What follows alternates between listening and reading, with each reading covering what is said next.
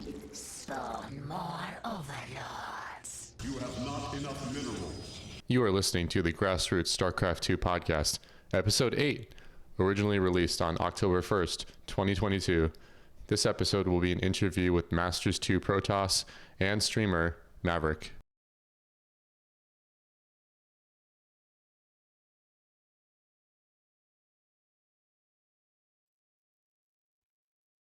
Hello, Internet. Hello.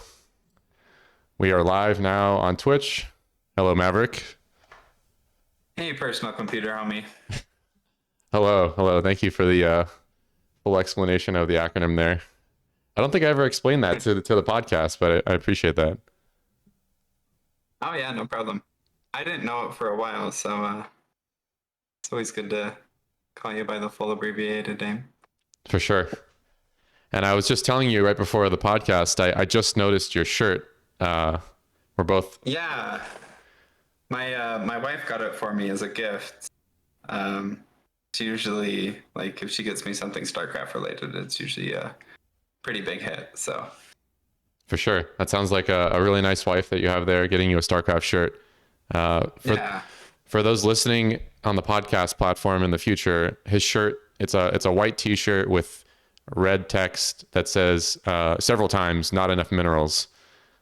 So a shout out to Protoss. Oh, and at the bottom it says have a nice day. Is that like a custom made shirt, or is that from like a StarCraft site? I think it's probably maybe like an Etsy account, like a small retailer. I'm not sure, honestly. My wife bought it, so she must have. Looks pretty hard because it's I can't find it, like, if they have any more or anything like that. So yeah, for sure. Well, I'm super excited to have you on the podcast, Maverick. You and I have been, what I would say, in the very least, Twitter buddies, streamer buddies for what seems like a while now. And I knew I wanted to have you on the podcast, so I'm pretty excited for this one. I'm so happy you reached out to me. I had my fingers crossed for a little while, and then when you messaged me, I was like, nice. So I'm really happy to be here and talk about StarCraft, and yeah, just to hang out with you for a little bit this fine Saturday night. For sure. A good use of a Saturday night. And continuing with the StarCraft theme, this is part of your stream, I'd say. It looks like in your background you have like a bed that typically has like plushies. Is that right? Yeah, I mean, my wife has, I usually have like my Carbot Zealot, which is like the glow in the dark Carbot Zealot. And then I usually have Turnip, which is my wife's Build-A-Bear frog in the background. And then but this is Merle. She's usually not in the stream, but she just happens to be here. And I'm actually gonna have to like take her, because she'll go for like 10 minutes, and so I kind of unleashed a monster. So I'm gonna put her somewhere else. Okay, sure. All right. So while Maverick's doing that, actually, it's to verbally describe what he's talking about. He has, like, I think it's a Zealot or a Dark Templar plushie on his bed, but what he held up to the mic there was it was an old school Furby. I think it's like a gray Furby, and its ears were going off. It was starting to make the sounds. So I remember having those, and then you just throw them in your closet and it just goes off forever. Yeah, it's going to the bathroom to chill out for a little bit. So hopefully we won't hear it. And I think there's enough barrier between us. We should be all right. I remember my brothers using those Furbies growing up. They would either not feed them, and then the Furbies would beg for food, or you would feed them too much. You would just spam the tongue button, and it would just like, I think they would have some type of reaction if you fed them too much. The slogan was like, they will continue to amaze you. And like, honest to God, that Furby is like the most fun I've ever had with like like there's so many different voice commands. Like and it looks so ridiculous that it's hard not to like just laugh at it. It's definitely very funny. Definitely brings back childhood memories. Mm-hmm. Okay. Let's see here. Yeah, let's. Oh, I'm trying to figure out not to get the video to freeze. Okay, there we go. Cool. Cool. All right, so let's go over the different topics we'll talk about tonight. We just had the intro there. We're going to talk about you as a player. We're going to talk about you as a streamer. The fan section. We've got the dedicated topic for hopefully some more Q&A with chat. The previous episode, we had somebody in the chat with a couple of questions, so that was very nice. And then we've got the outro. Before we get started here, quick shout out to White Idra for the 3 tier 1 gifted subs. Really appreciate that, dude.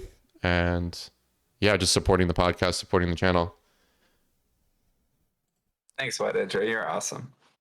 And White Idra said almost Masters 1 Maverick. I think I had seen earlier tonight that you were streaming and you hit, was it 4,600 MMR? Yeah, we got to 4,600 MMR. We were within probably 2 to 3 games of Masters 1, but we're definitely still within striking distance. I think we're about like 70 points away, so a few good games that go my way, and we'll be Masters 1. I think it's possible, but it's really hard to get those like 4.9, 4.8 wins. So yeah, it's such a small window. Like I think you were telling me in the pre-show interview we had yesterday, it's such a small MMR window. Once you kind of hit Masters 3, Masters 2, Masters 1, the difference between each of them. So I'm really excited for you to get Masters 1. I think you can get it. yeah, thank you. Okay, let's jump into the first topic for player here. Let's talk about the ID. It's apparent you have multiple IDs here. We're using Maverick for the purpose of this podcast, but your Twitch is actually, is it Anakitos Mavi on Twitch? Yeah, and you pronounced it spot on. So the tag Anakitos comes from my friend that I wrestled with. He went by his like League of Legends ID was Anakitos Zach, and like I just kind of always like looked up to him because he was like an older wrestler, even though like he definitely beat up on me because I was like the Exhibition 2 wrestler and he was like the JV one. So it was like he was way better than me and he was like a year older than me. So we were really good friends, and he went by Anakitos Zach. So I was like, I really like the idea of going by Anakitos Mav. And then someone at a festival was just like, Mavi. And I was like, from Avatar, I was like, that's sick. Like that's cooler than just Mav. And so, and like that person was really sweet and like really, like, I don't know, it meant a lot to me that they like said my name that way.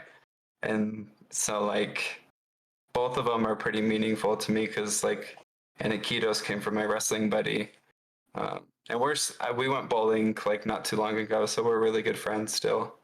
Like 2 days ago, actually. And then the Mavi was just from like a pleasant experience I had with a stranger. So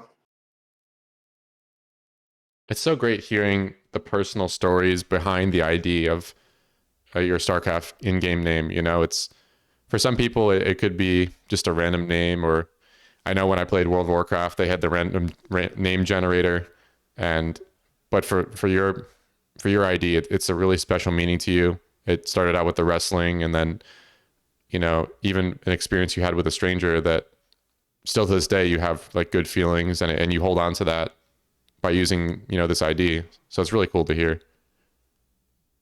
yeah. I'm actually a wrestling fan myself, but I don't think it's the same type of wrestling you're referring to. I think you're actually referring to the real sport. The wrestling I'm into is like quote unquote sports entertainment, like WWE, AEW. So Yeah, I was into that a lot growing up as a kid. Like the Vince McMahon versus like Donald Trump was like Bobby Lash or something like yeah, that was um, that was super hype to me growing up. Great entertainment for sure.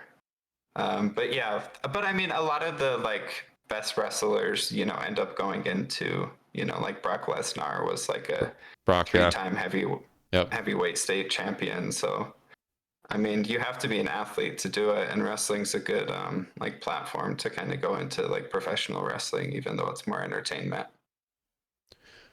So do you still wrestle like in parallel playing with StarCraft? Like you might rage on ladder and then you know put somebody in a chokehold. I wish. I mean, with so like where I went to high school, I'll go in and like I'll wrestle, just because like I'm really good friends with the wrestling coach. His wife actually is who sold like I was like my realtor when I bought my house. So we're really good friends, and I'll go into the high school and just like see if there's anyone my weight, my experience, But I do really well with like just like I'm really approachable, and so like people can come to me if they have questions with like technique or stuff. So I I'm starting to take it easy more. Like I don't really like wrestle as much as I used to, just because my body isn't quite as in tune as it used to be. But I definitely like to go in like at least once or twice a year. And the years I don't, I always regret it. So That's cool. I'm not sure if there was a ghost, but either a ghost or I think maybe you had a dog that just opened your Oh, door. yeah. It's all good. It was Hi, just a fun little thing. hi, Rosie. I think I it's was like, was that my wife that came in, or? no. It was either like I was pretty sure it was your dog that opened up the door. It just looked funny because you couldn't see what was opening the door. The door just kind of opened on its own. So It was confirmed. nice. Okay. Cool. So that's the history of your ID. And it seems like you're pretty flexible of people calling you a variety of, Maverick, Mavi, Anakitos, Mavi. Yeah, any of them works. It's I don't really have a preference really. Just whatever they prefer, I prefer. So Cool. All right, let's go to the next topic here. Let's talk about the history of StarCraft 2 or even prior to that. When did you start playing StarCraft 2? so I started playing StarCraft 2 um well when I would first play on the ladder, I would like my earliest memories, and I think this was Wings of Liberty. I would just do like a 3 barracks, 1 base push, and I would get to like high diamond. But I would do it every single game, no matter what. Like it was strong, it hit hard, but it was like definitely if someone knew what they were doing, they could definitely pull me apart. And then I went.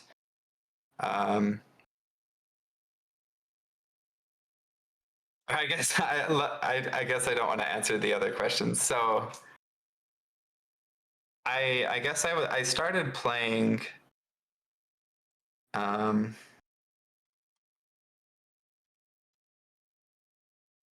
I guess when the game came out, I would watch my uncle, or not my uncle, but my cousin like build Marauders, and I'm like, this is the most beautiful game that's ever been made, and I was so impressed. And then I like finally started playing it.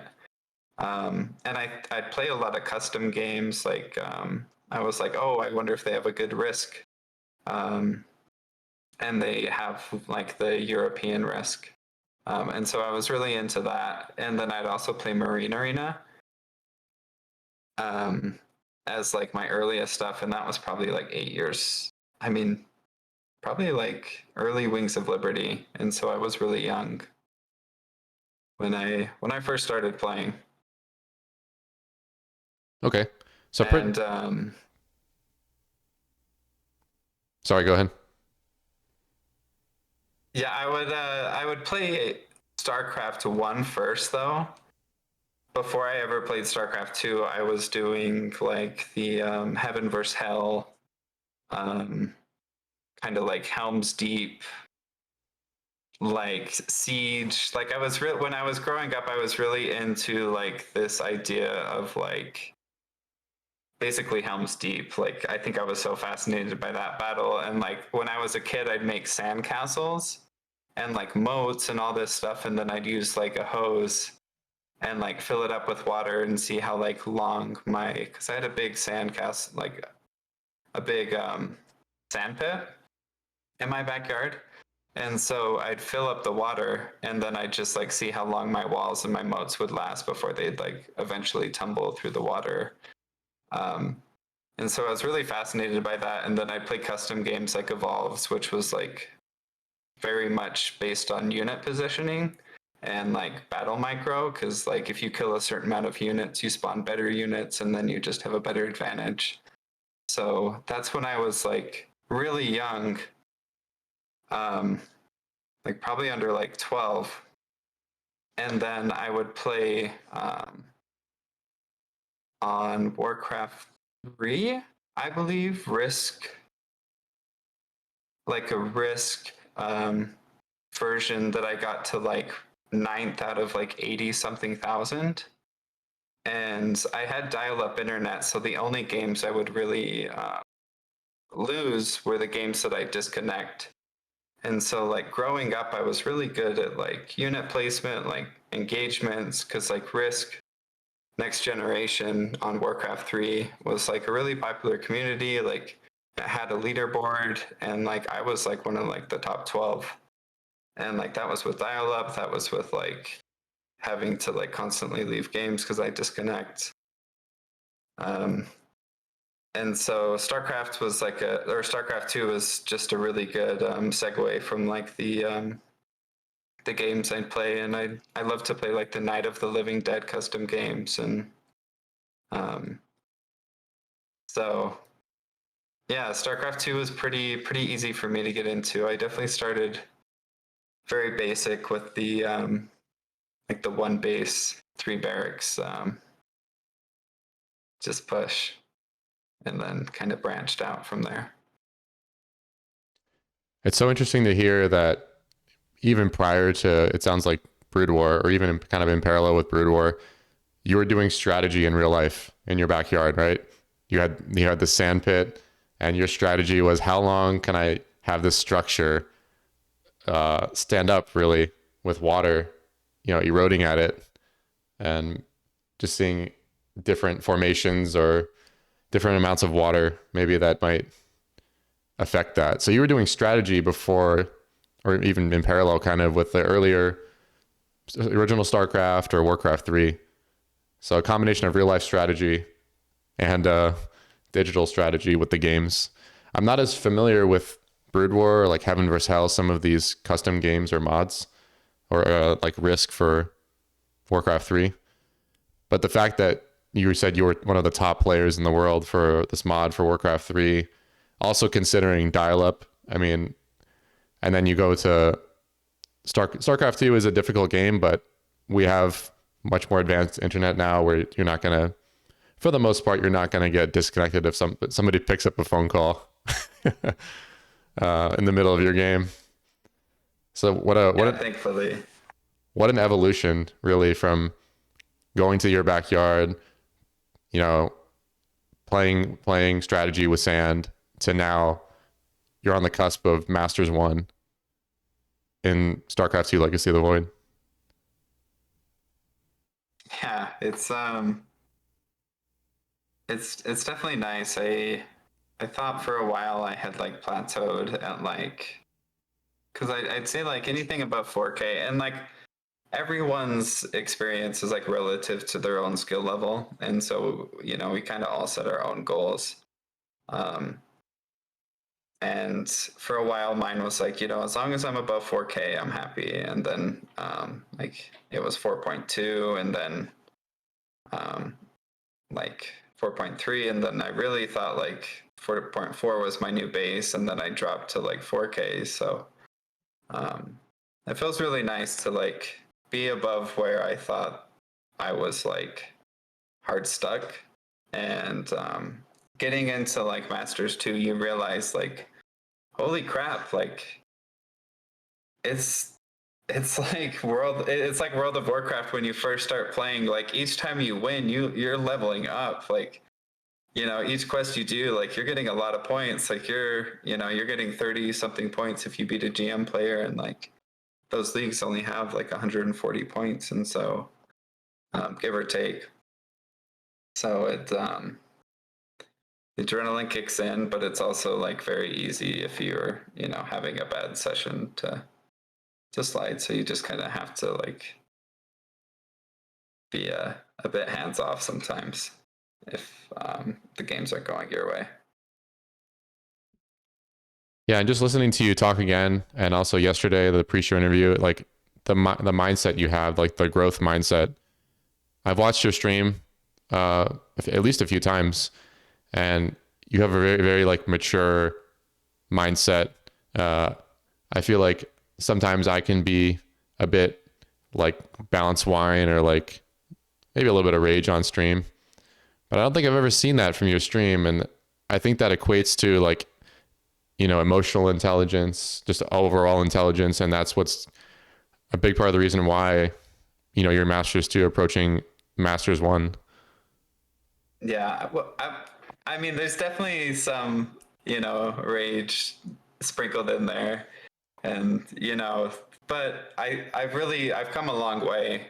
Like I've made friends with so many people, and like I hold myself accountable. Like I never want to like be angry or be like in a rageful mood like on stream and just like end my stream, because like I love my viewers, and like I don't want them to ever think that like, you know, like have them be like, what the heck, you know, like he just ended his stream and walked off. And so I'm always working on like, if I have a bad like a bad stream or a bad thing, I always try to be like, you know, like let's really breathe and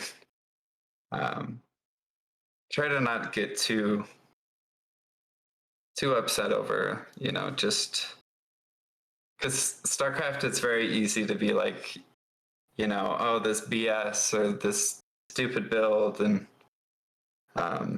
it really stops you from like progressing past. Like you're really putting all the blame on your opponent instead of yourself, and so I think it's good to just hold yourself accountable, and yeah, I think it's a good way to grow. Yeah, certainly. And that translates beyond StarCraft. There's so many real life scenarios that what you're talking about is applicable. So it's really good to hear. Okay, talking about your story of when you first started playing StarCraft, I heard you were saying you did 3 racks on one base, and that got you to high diamond. So this kind of goes into the next question here, and you really kind of answered it. What race did you first play? So it sounds like you played Terran first before you got into Protoss. Is that right?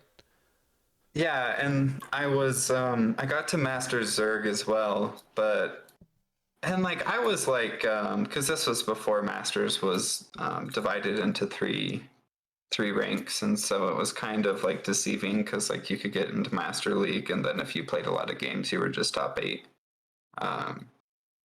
And then GM was like, now it's much more tiered with like Masters 3, 2, and 1.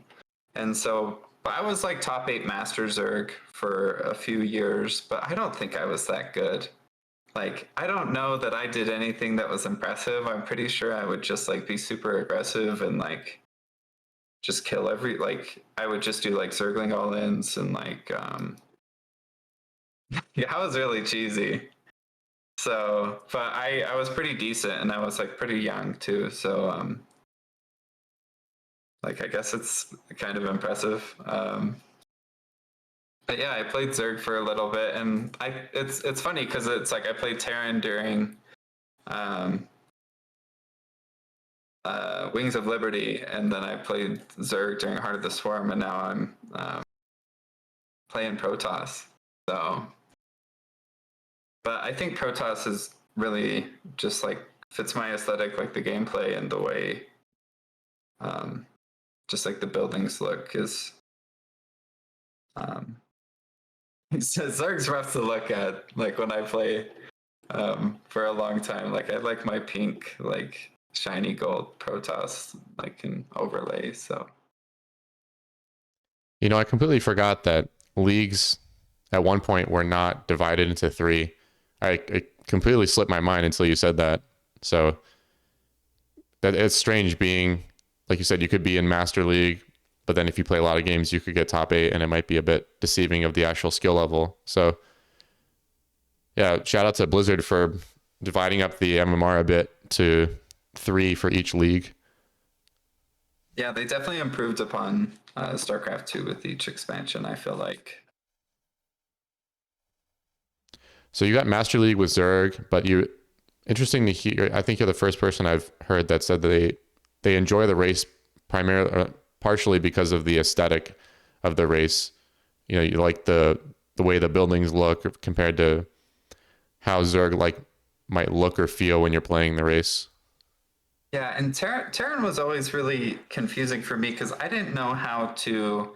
I didn't know that I could press tab to change my units, and so I would get ghosts, and I'd just be like, I can't micro in battles because I'm trying to stim, and I've got these ghosts selected, and then by the time my brain puts 1 and 2 together, I'm already dead. And so I was like, this is just too much. And so I've always had so much respect for Terran because I'm like, there's so much, like, you have a worker that sits with your building while it builds. Like, mules are so powerful, but like that isn't like Protoss doesn't have to worry about that. And so like it all kind of evens out in the end. But Terran just seems so difficult with like, you have barracks, you have factory, you have starport, you have just so much like different things of production. I guess like pros put them all on one tab, but I always put like mine on all different tabs. And so it was like 2 for barracks, 3 for command center, 4 for factory, 5 for starport, because I always have my Stargate on 5. But I was like, this is too much. But sometimes I'd just be like, like this isn't working out, and I take my army across the map and I just like stim and win. So like Terran's powerful, but it's just very the skill cap to it's insane. Right. The unit management for Terran is certainly an animal of its own. I think I play Terran similar to you do, where I don't I have separate hotkeys for each building type. So barracks is on 4, factories on 5, starports are on 6. And I think all of the standard, all the good Terrans, they have it on one hotkey and they're tabbing through those buildings. But were you referring to army when you said tab? No. So like when I have my hotkeys, like if I have all my units under hotkey 1, if I press like tab, I can stim. So I could press 1 and then press tab and press stim, and then I can like press 1 again, and then I'll have my ghosts on control. And I didn't know that before, so that's I think a big reason why I didn't go into. Wow. I didn't even know this.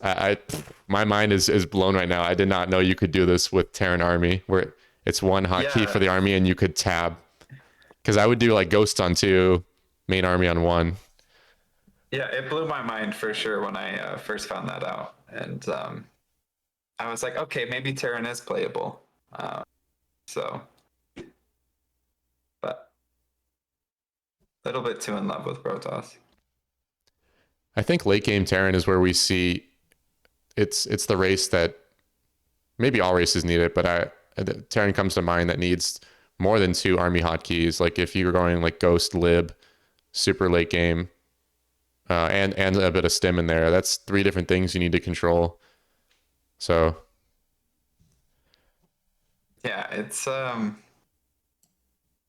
like, and adding like liberators to the mix, and like it's like Protoss is very like you know, you have your starports, you have your gateways, you have your robo. Like it's very.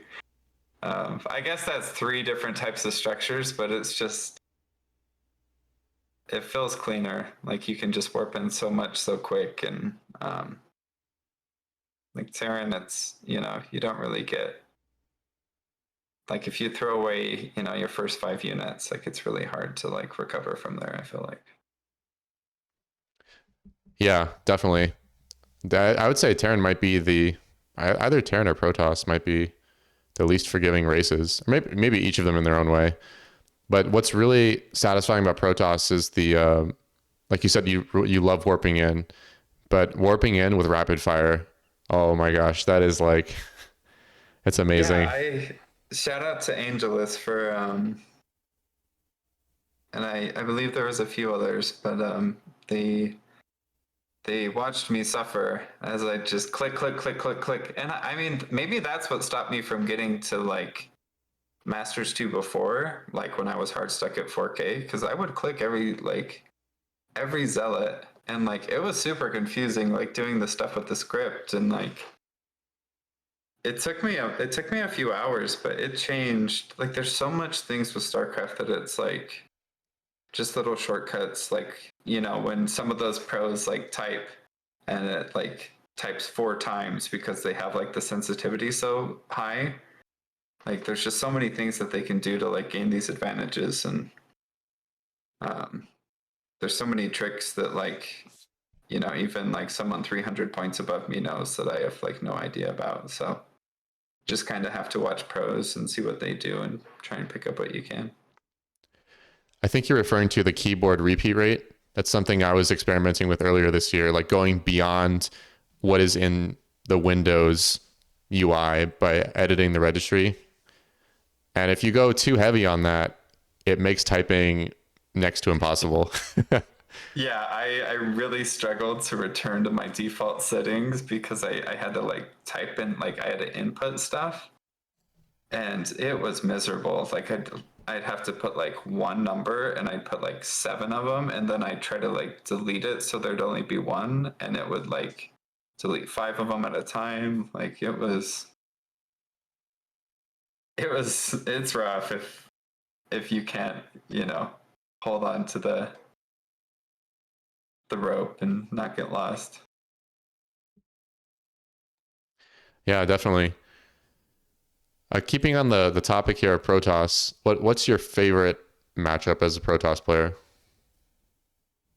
Um I would say PVZ just because I think it's the most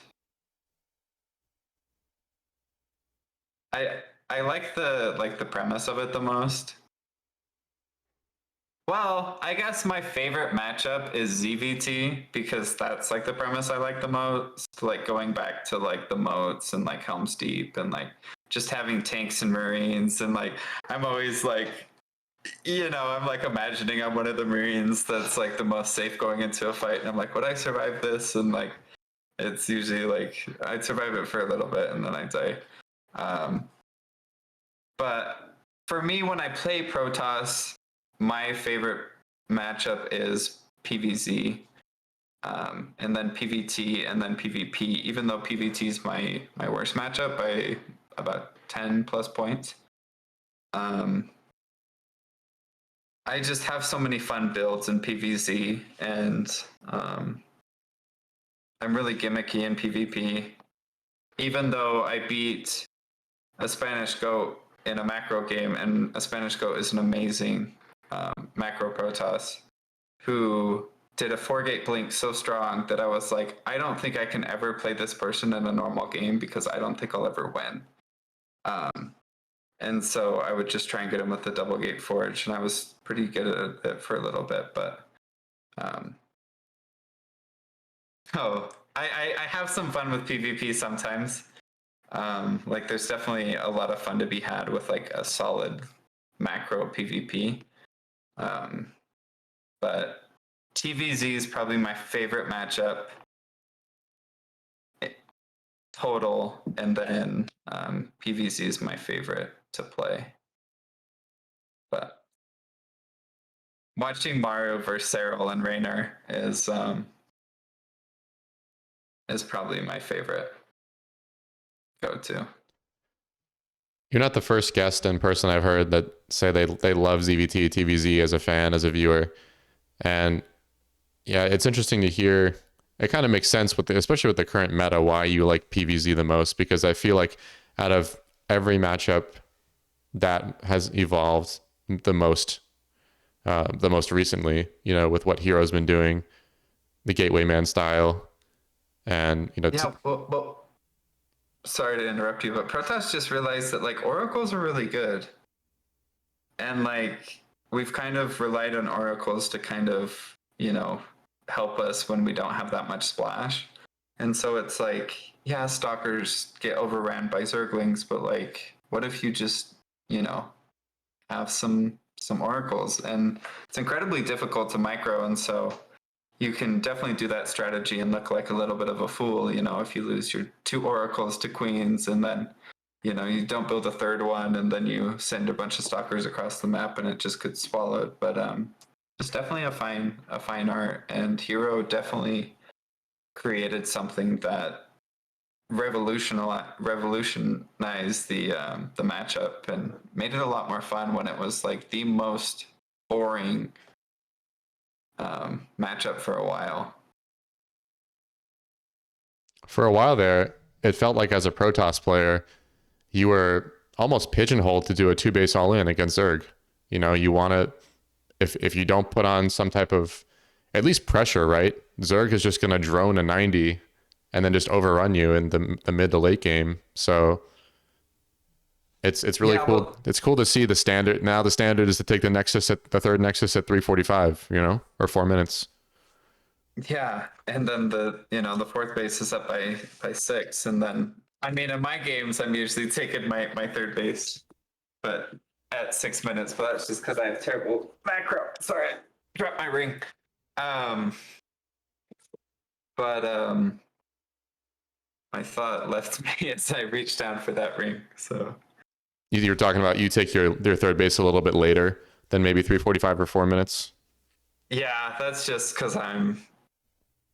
Well, I guess I have the Suave, which is my PVZ bread and butter. I've beat a few GM opponents with it, and the Suave is 5 gateways, a proxy robo, glaive adepts, 2 sentries. I have 1 stalker that I build in the beginning to deny scouting. And so what they scout is they scout a Twilight, they scout 2 gateways, plus I have 2 gateways in the front. So they're scouting 4 gateway Twilight, 4 gate Twilight. And so they build some roaches, they have some zerglings, and I get up to 2 immortals. I get my warp prism out, and then I have 5 gateways warping in nothing but adepts. I have sentries with like 3 to 4 force fields. And it hits like a truck.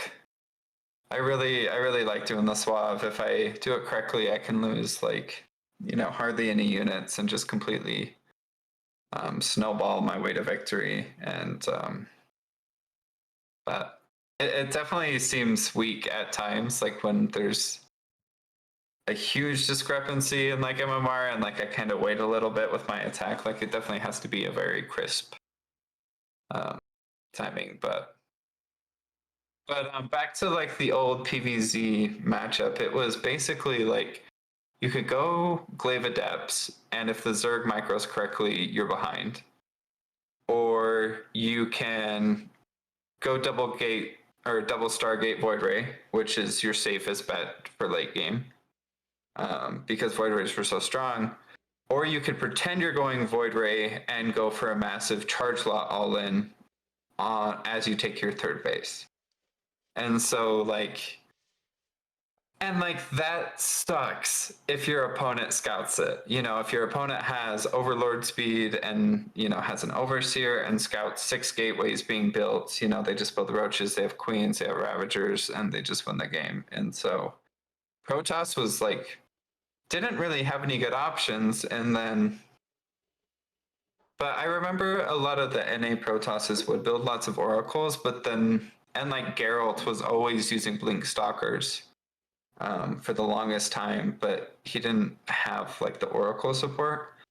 And it felt like it was a valiant effort, but it just didn't feel like even with like double upgrades that there was enough like pizzazz because the oracles weren't included when it was just like Zealot Stalker against like, you know, whatever Roach has or whatever Zerg has.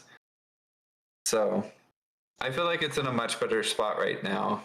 And I feel like Protoss can make it far in tournaments. I feel like it's incredibly hard for Protoss to win a tournament, but I think if they play their cards right but there's just so many good players out there. It's really hard for anybody to win a tournament, really. So many things that you just spoke about there. As a Protoss player, I feel like I miss this era, this previous era or generation of Protoss, like let's say laddering, right, where we didn't have Gateway Man, double Stargate was more viable, like Sky Toss was more of a thing. You might go Forge for upgrades, but I'm interested to see your Suave build.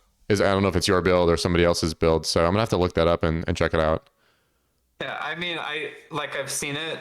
I've seen other people do it, but like the way I go about it with like the unit like order, like someone else might do it similar, but I think like the way I do it every single time, I think is pretty unique to me. But also like half the time I forget my fourth and fifth gateway in time, so it's like the Suave hits with like, you know, 3 gateways and but it's a fun little build.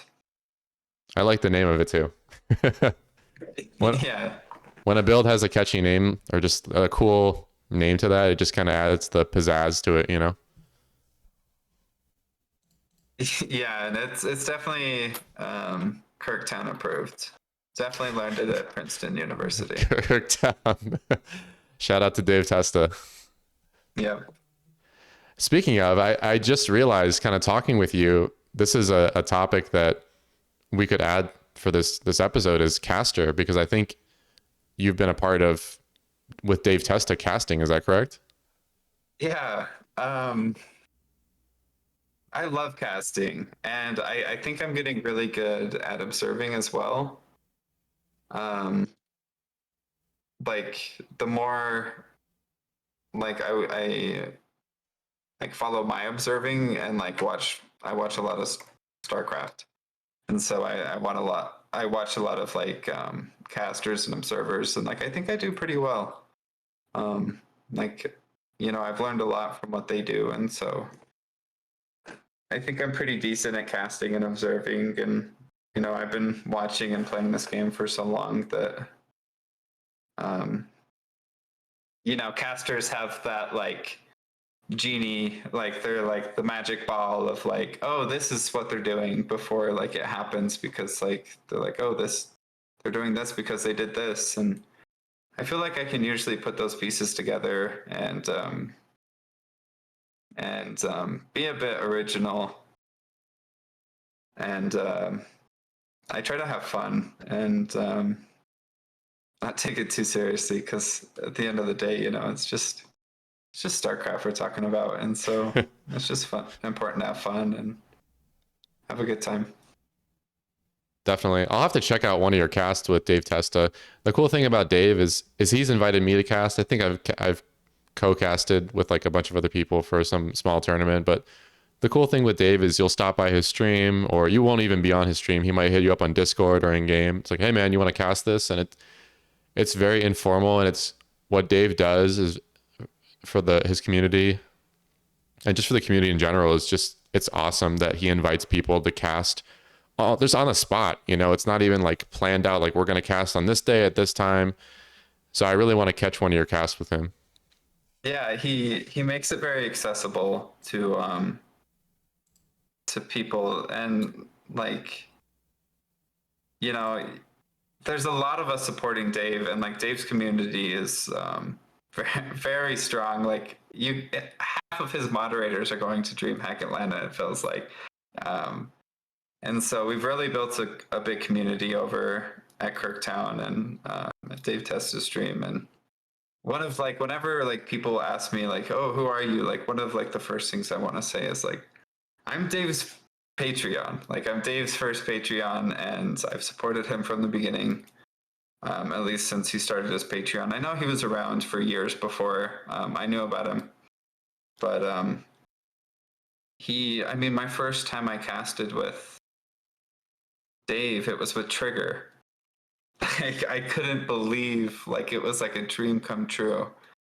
And, you know, Dave told me, he's like, I've always thought of you more as a friend. And I told him, I was like that's exactly how I've always felt. And like, my sister lives in New York, and I'm like, when I think about visiting my sister, like, I want to see my friend Dave. You know, like we've been through a lot, like, you know, through ups and downs, and we're always there for each other. You know, we love each other, and it's important, you know, to tell each other that, and we do. And so yeah, I'm glad Dave and he's cast an ESLB stream, and so make sure to check that out with the Atlanta. Made it big time. So yeah, Dave brings a lot to the scene. I'm glad that he spends the time that he does. Yeah, definitely. I just gave a shout out to Dave Testa in the chat here. So if you're listening on the podcast, his Twitch is twitch.tv/Dave Testa. That's TESTASC. He's a fairly known caster and big ladder player in the community. He plays a lot of games. He's not just a caster. He plays 1,000. He's a grinder. He grinds the ladder. We're talking like easily 1,000 games a season or more. So, and you're right. He does give that vibe of like a friend. You know, you may not have I've never met the guy, but I already bought his. It's funny. I bought the shirt. I won't say maybe the name. I forgot what the play on words is, but it wasn't until after I bought the shirt. I put the shirt on, and sock on. Yes. I have the sock on shirt, and it wasn't until I put the shirt on and I was streaming with it one time, and I was like, oh, this is what I didn't know what it meant, and I put two and two together. I'm a bit slow, and Dave's a great guy. Yeah, it's definitely like Scuffed is definitely the brand, you know, like it's not perfect. It's, you know, the delivery is a little, you know, it's not all polished, but we have a damn good time doing everything we do. And we're just grateful for the time we get to spend together. So, and have you seen Dave rock out on the guitar? I have not, no. Oh my gosh, he goes ham. Like, it's wild. Dave has some talent. Man, we got to see like a Dave and maybe Dave and Flapjack combination stream of like music, you know, because like Flappy's always got like the music videos going, and if Dave can shred on the guitar, it's almost like Dave needs his own music video, and then Flapjack could play the music video on his stream. Yeah, there's definitely definitely the talent and potential for it to happen. Yeah. Oh, this is a good topic that we've added here to this podcast that I forgot to include, so apologies about that. Just caster. That's great to hear. Yeah. Okay, let's jump back into player. We went through a lot of these topics here. We most recently talked about your favorite matchup, what race you play now, what race you started playing with, the history of StarCraft for you. Let's go into what's the favorite unit in the game for you? And it doesn't have to be Protoss unit.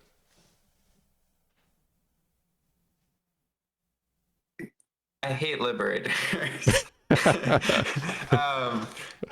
But my favorite unit is I had a game against Liberators today, and that's just what came into my mind.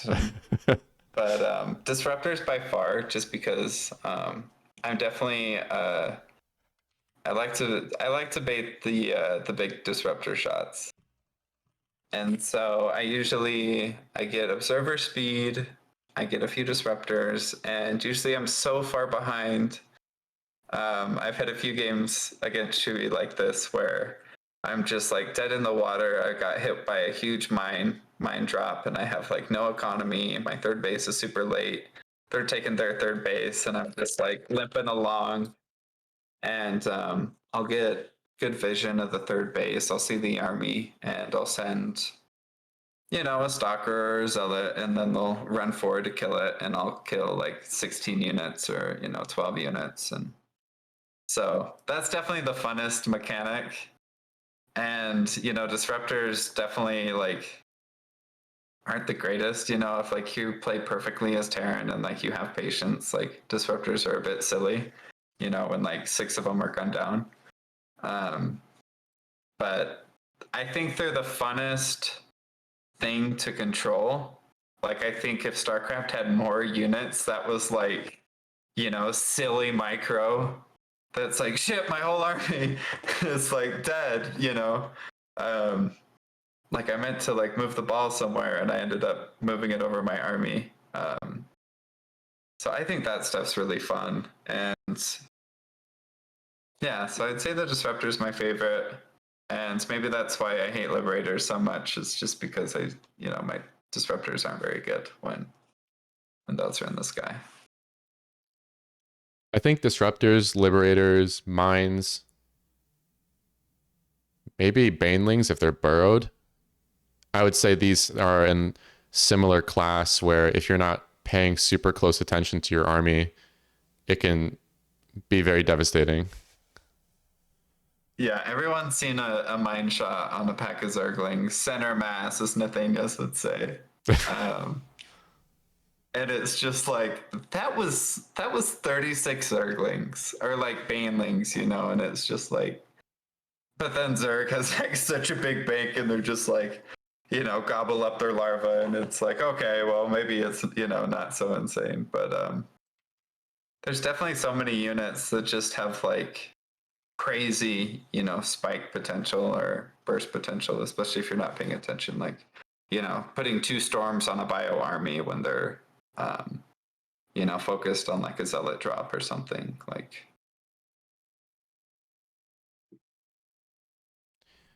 Yeah, it can really turn the tide. If actually, I played in CEA earlier today. It's Corporate Esports Association, I think it's called. And a game that I watched was a PvZ, and our team was the Zerg player. They held off a 2-base push from the Protoss. And this was a low econ type of game, like 50 workers each on 3 bases for both of them. But the Protoss got back into the game with disruptors. They had 5 to 6 disruptors, and they were just kept on taking great trades over and over again with the disruptors. And Protoss eventually won the game. Zerg had the game held and could win, but disruptors they're so good. I was watching Lambo stream one time, and he was playing against Kung Fu Panda, and Lambo was like 5 bases, and Kung Fu kept getting his third completely knocked out, and Lambo was like, "This is ridiculous! Like, leave the game! Like, why is he still in this? Like, this is a ladder game. This is literally unwinnable." And it's as the game goes on, Kung Fu Panda just gets disruptor shot, and like it's like those memes where it's just like why isn't he leaving the game? And then Lambo ended up losing, and Kung Fu Panda won from like 2 base versus like 5 base, just because like disruptor shots on like Hydras over and over again, and like it was the funniest thing I have ever seen. Like Lambo was so upset that like Kung Fu stayed in the game, but like that's such a common situation for Protoss to just have your third base be taken out and you're stuck on 2 base, and so to have experience playing that situation out is super useful. And it was super funny seeing Lambo just like just completely mauling at the fact that like that game did not end up going his way. That sounds super funny and entertaining. We're talking Lambo, who's top 5 or maybe like top 3 GM in EU. And I'm not sure where Gung Fu is, certainly GM, but it sounds like most people would expect, you know, a caliber like Lambo to just beat Gung Fu. But we're talking ladder here, and ladder's the wild, wild west, you know, where like even being stuck on 2 base with disruptors sounds like you could win a game. Yeah, well, they're certainly, you know, they're both players that are going to see each other like in, you know, the EU regionals, and so like when they play against each other, like they need to, you know, grind out as many wins as they can, and you know, see what works against their opponents. And yeah, Lambo I'd say is about the third best EU Zerg. You know, he's just behind Raynor and Cyril. He's probably equal to a laser. You know, if a laser and Lambo played 50 times, I don't think many people could tell you, you know, how that was going to end up. They're both incredibly smart. You know, they have different mindsets of how they look at the game. You know, a laser's playing AI, just practicing mechanics, you know, creep spread unit positioning, like stuff like that. And Lambo's very like analytical and technical, and them, you know, they're really good friends. They work. It was so cute. Someone asked Lambo if you could win a championship. Like, I think this was on Lambo's stream when I was watching it or something like that. But someone asked Lambo, would you rather win a championship like the $100,000 Katowice first place championship, world champion, or not make the friends that you had made along the way? And he was like, that's not even a question. I'd choose my friends because like they mean the world to me. And just a really cute interaction that I was really grateful to have heard. So they're really good friends, and they help each other out. They watch each other. They hype each other up. They post good memes about each other. So it's a fun pro scene. What a wholesome answer. And it sounds like you were referring to the differences between Lambo and Elaser. I follow both on Instagram, and I think it was Elaser recently had a story on Instagram of him practicing, like you said, versus AI. And I think it was a day ago, he did 1,000 injects, just practicing, grinding out injects. And then his next story was another 1,000 injects before he went to bed. So yeah, and you know, there's probably like 100 pull-ups in there, you know, like between like,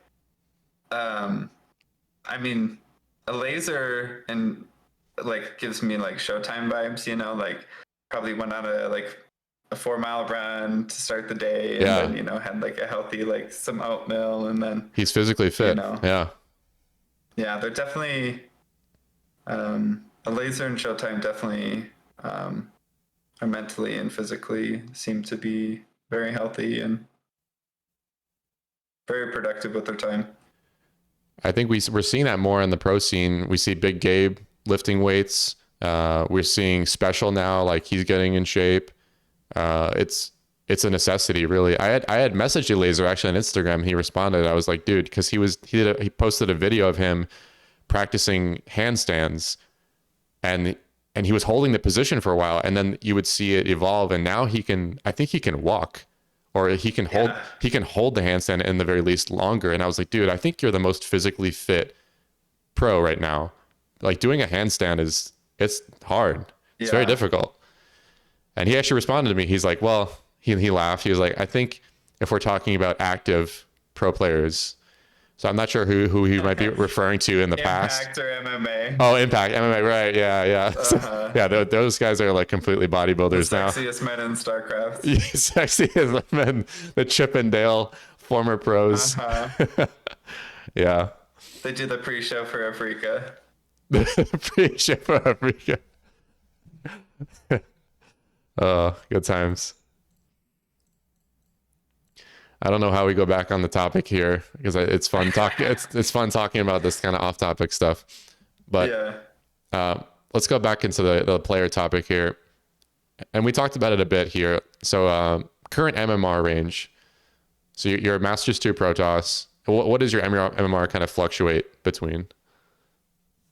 So usually I am somewhere around 4,200 to 4,400. And normally when I get to like 4.5 or, my highest I've ever gotten was 4.648. And then I dropped down to like 3.9. But a lot of that was just like, having a bad attitude, having a bad mentality, going into games frustrated, like not really thinking about what I was doing wrong and just doing the same, failed strategies. And I just lose like 500 points and just be so upset. And then you just kind of have to take a few days off and, come back and be like, okay, I'm not going to, cannon rush. Like, I'm actually going to play the game. I'm going to do stuff that gives me, opportunities to gain some advantages, and I'm going to do builds that are solid that I'd struggle against. And then you kind of get your like confidence back. And so I definitely range from 3.9 on my worst day to 4.6. I'm a game away from 4.6 right now. I'm at like 4.58. So I'm very happy with them where I'm at right now. I've beaten a lot of good players. And I feel like I'm usually pretty competitive. And it's always so fun to get where I'm good enough to, have the GM opponent, have my heart just start beating out of my chest. And because every GM victory, I hold with a badge of honor. And I'm like, this person is top 200 in North America. And, I took him down to Kirktown.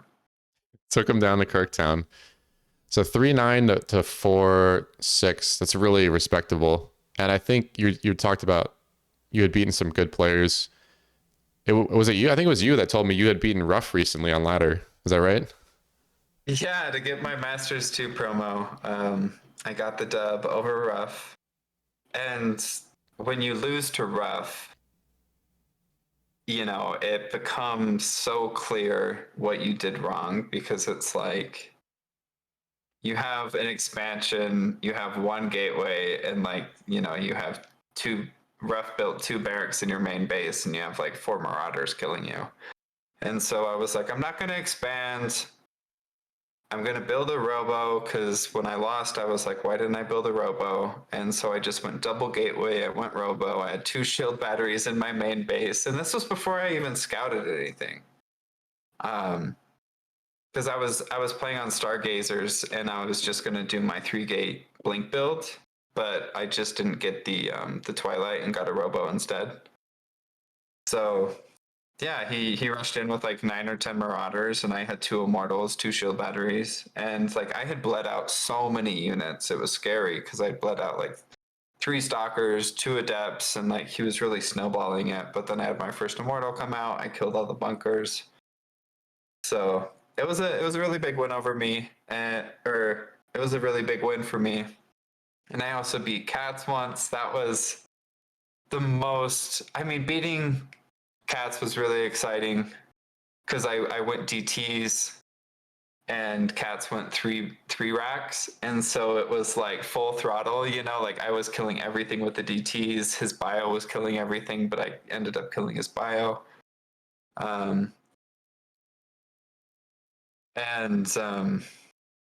Yeah, I don't know how I ended up started talking about like my hype matchups, but it's always super hype whenever I play Shui. I think we're almost at the point where we're 50-50. She was beating me pretty handily for a while, and so like I think I won like the majority when we first started playing, and then she started taking them pretty regularly. So whenever we play, it's always really fun.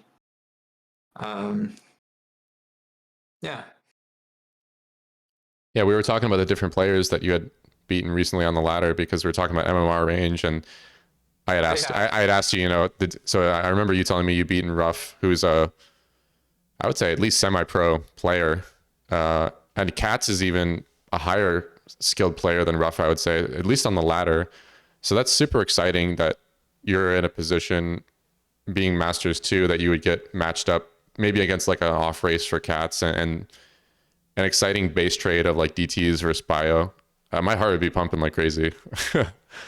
Yeah, I'd say Katz's Terran is about the same as Ruff. But then Katz's Protoss and Zerg is, 400 or 500 above where Ruff is. So Interesting. I didn't know that Katz's Protoss was better.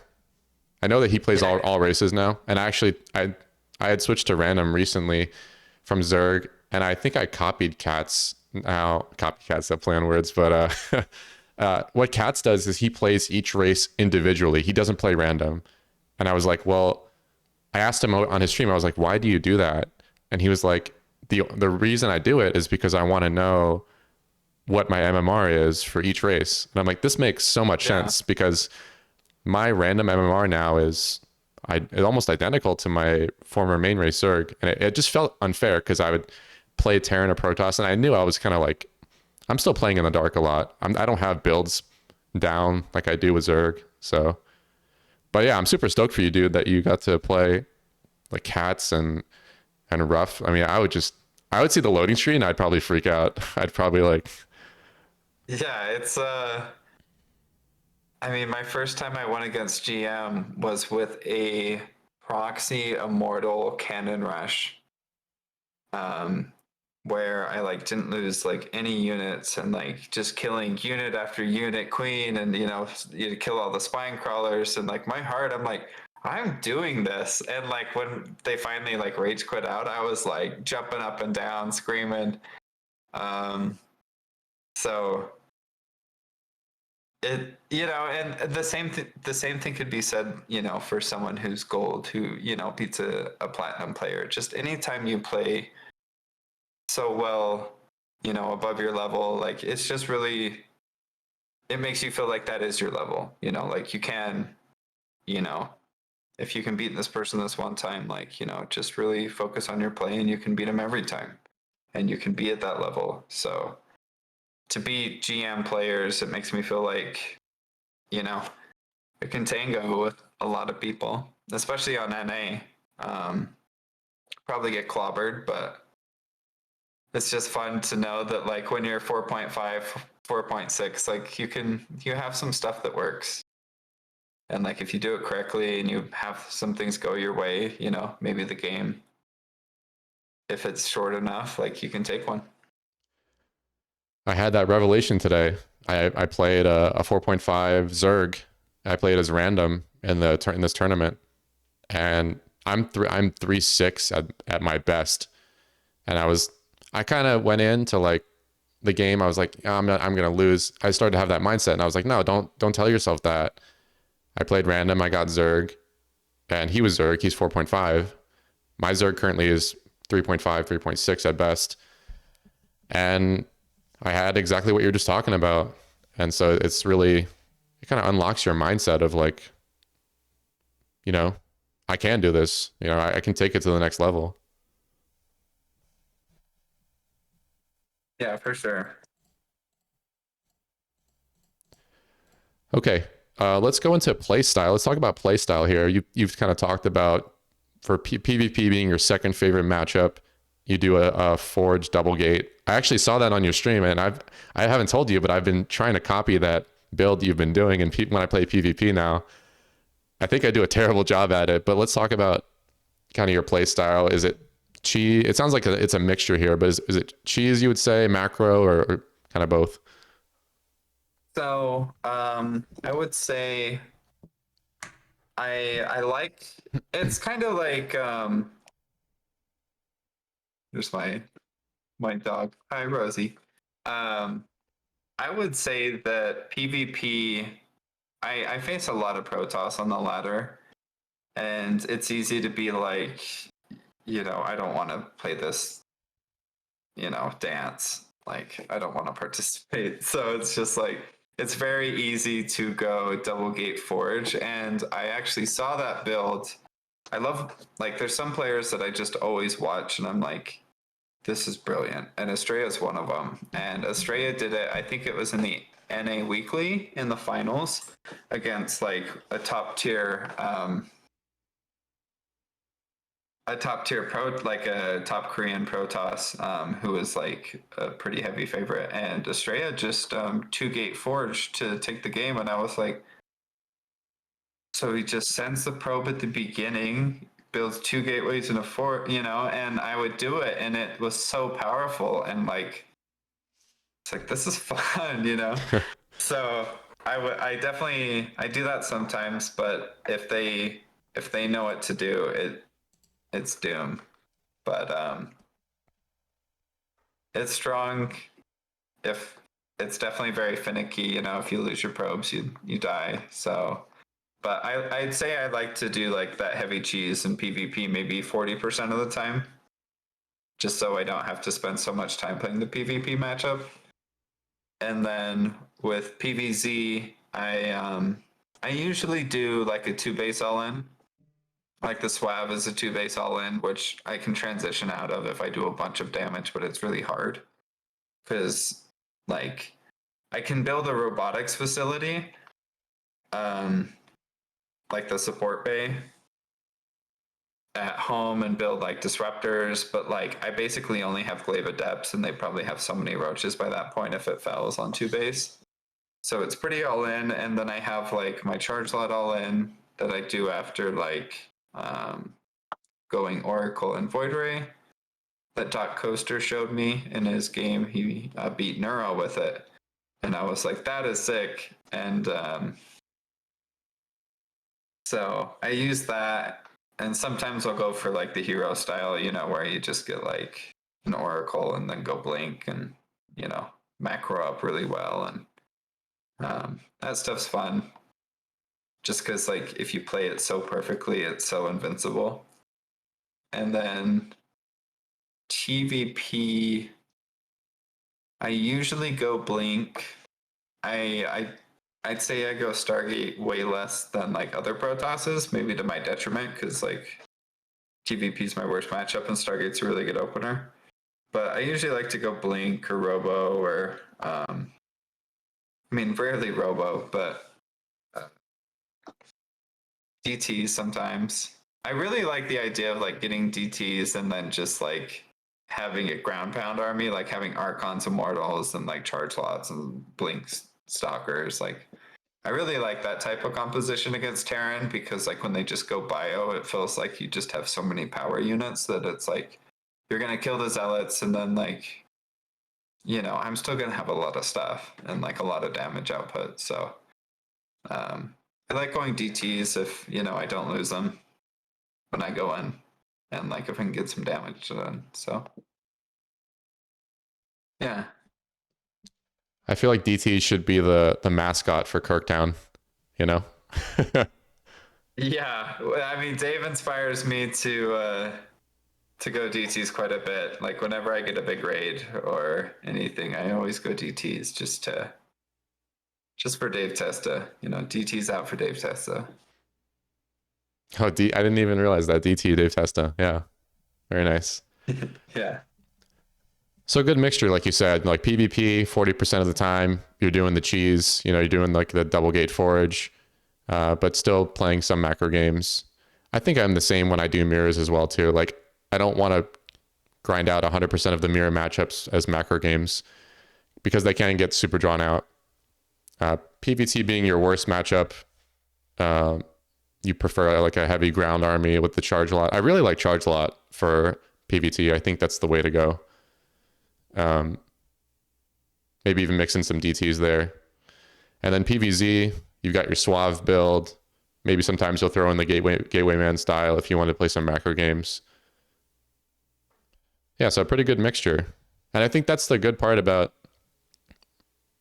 progressing as a player is you have the adaptability to play cheese or play macro. There's certain types of people that like to play this game only cheese or only macro. But as far as being a flexible type of player, especially if you're going to play in a tournament, I think having the options there is good.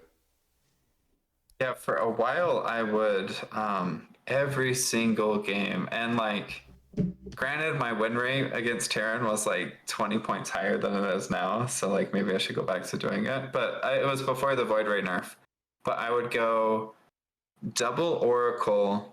I'd go proxy Stargate, double Oracle into Mass Void Ray, and I'd have 3 gateways. And so it was like a 1 base, 3 gateway Stargate all in. And my Oracle would always do so much damage in the beginning, and I'd snowball so hard. I had like a 78% win rate, but that was my like the only build I ever did, and it was like if I queued against the same person, they just like kill my like they just look for my proxy Stargate, and I'd be like, crap, like I'm a one-trick pony. Like no one likes in StarCraft to rely on gimmicks. Like there's people who like religiously like study the cannon rush, and it's cool that like they know everything about cannon rushing and like they can beat anybody with it basically, but it's like that's like reading like the intro to like the author to the book. It's like there's so much more to learn about the game, and it's like if you're really just like doing the same thing every like the blob every single time the blob cannon rushes me, and like the blob is a really toxic person on the ladder who I think Blizzard removed their ability to like chat with anybody. But they cannon rush every single time, and it was so predictable that I would just go Gateway Forge, and then I'd wall off my ramp, and then we just play from there. But like they're really good actually, so it's like sometimes I would lose from that position because they're in that position so often that they know how to transition out of it. But it's just like you really want to play like if you watch pro matches, there's ways that inspire you, and there's ways that Geralt's PVZ always inspired me, and same with Skillis. Skillis and Geralt are. I mean, I don't want to. There's some of my favorite players. I can go into it more later when we talk about my favorite players, but like there's just certain play styles that are super inspiring, where it's like this person's a badass. Like they got double upgrades, they got gateways, they got economy, they like they got it all. Like their opening was super strong, super pointed. Like they did the damage they needed, they got ahead, and they're gonna stay ahead. And like that's how Haas got so popular, was because he was making Cure look like someone who was 10 leagues below him, just with like the mass like expand style, and like you get damage done against the Terran, one time on the economy, and you have 4 or 5 bases. Like Terran's not going to recover, and it's just going to be that water taking down the moat. And those are the games I love. I love it when Maru like fails the 2 racks against Cyril, and it's like he is dead, and Cyril is going to crush him, but Maru is going to try his heart out, and it's just like watching just like waves, just like break down just the sand, and like it's fun to watch. Yeah, the cheese really fascinates me as a viewer, like watching it, because it's something that I hadn't really tried to incorporate into my ladder until recently. I don't think I'm good at it, but I think I'm getting better at it. So it's when you lose against it, you're like, damn, but then playing it is so exhilarating. It's so fun because the expectation is lower. It's like, well, if I lose, I had a good time. It didn't take me as long to lose, or it didn't take me as long to win the game, Yeah, and it's easy to cheese and get your, you lose doing the cheese, and then you just cheese again, you win the next one, you're like, there it is. It's like a certain type of gambling where you get that quick, that quick dopamine rush, rather than like a more drawn out one. We got Like a there's like one big moment where things can go your way, and if it doesn't work, it's kind of just like, oh, well, I should probably leave. yeah, yeah. I know those moments in the game where it's more definitive with the cheese too, right? You know when it's time to leave the game, or it might be a bit ambiguous of like in a macro game where you're not, your game sense might be off. It's like, should I leave? Or if you do leave and then you realize you might have idred the game. Yeah. I mean, there's definitely been times that I've like GG'd out and I look at the supply and I'm like, what am I doing? Like, so definitely it's good to remember that sometimes like your opponent literally made 13 workers and sent 3 of them across the map. Yeah. And it's like, well, you have 7 workers, like they literally have 2 supply depots at home. Like, you can do this. Jumping back to Kirktown, we've got a comment from in the chat here from some drunk Canadian. Kirktown logo should be a DT riding a void ray, similar to Cowboy riding the nuke in Doctor Strangelove. It's funny. I was actually talking to my wife today because my wife is a professional graphic design artist, and I really want to start doing some stuff for Kirktown, just like player logo, like kind of having like Kirktown at the bottom with like player portraits. And Yeah. just kind of playing with that because like I'm always bugging my wife to do stuff about StarCraft, though. I'm like, you need to draw Skillus as a king, like, and like all this stuff. And my wife is like, you know, she's going to school for her BSN, and like she works as a nurse, and like she's does graphic design as well for a nonprofit. So she's super busy, but she's super talented. And so like I just hope to be able to tap her artistic ability and create something good for Kirktown. Yeah, it does sound like she's pretty busy between the nursing and graphic design, but yeah, definitely let me know if that pops up for Kirktown. I'd love to see the artwork there. You know, I'm always amazed at people because I'm not a super artistic type of person, at least with like drawing or graphic type of stuff. So I'm always amazed to see the talent that people have doing that. Yeah, she's like she'll like do a watercolor, and it's just like I think of my watercolors when like I mean I'd be in high school, and I was a senior in high school taking a painting class with like a bunch of like sophomores and freshmen, and my artwork looked like it would be on the hallway of an elementary school. Like just some of the worst stuff. Like, and I would try so hard. And like, you know, my teachers would give me like a pretty decent grade because they knew I tried, but like it was like especially drawing, like it's I think you either have it or you don't to a certain extent, you know. Yeah, definitely. I don't have it. Me neither. That's why I'm pleading with my wife all the time. Awesome. I have like a good imagination, and like I like think of really cool stuff, and then I'm just like, well, I'm just gonna sit here with these thoughts because I can't do anything with them. So Well, we could have the vision, right? We could be the director, yeah, exactly. but we can't be the one that executes it necessarily. All right, we're almost wrapping up with the player topic here. Let's go back to your goals as a player. It sounds like you have a goal of being Masters 1 for the short term, but do you see yourself going beyond that into GM? Yeah. So before I was saying like I want to hit 4.7 and then I want to hit 5K, but I think realistically I just want to hit Masters 1 and then I want to get my toes into GM.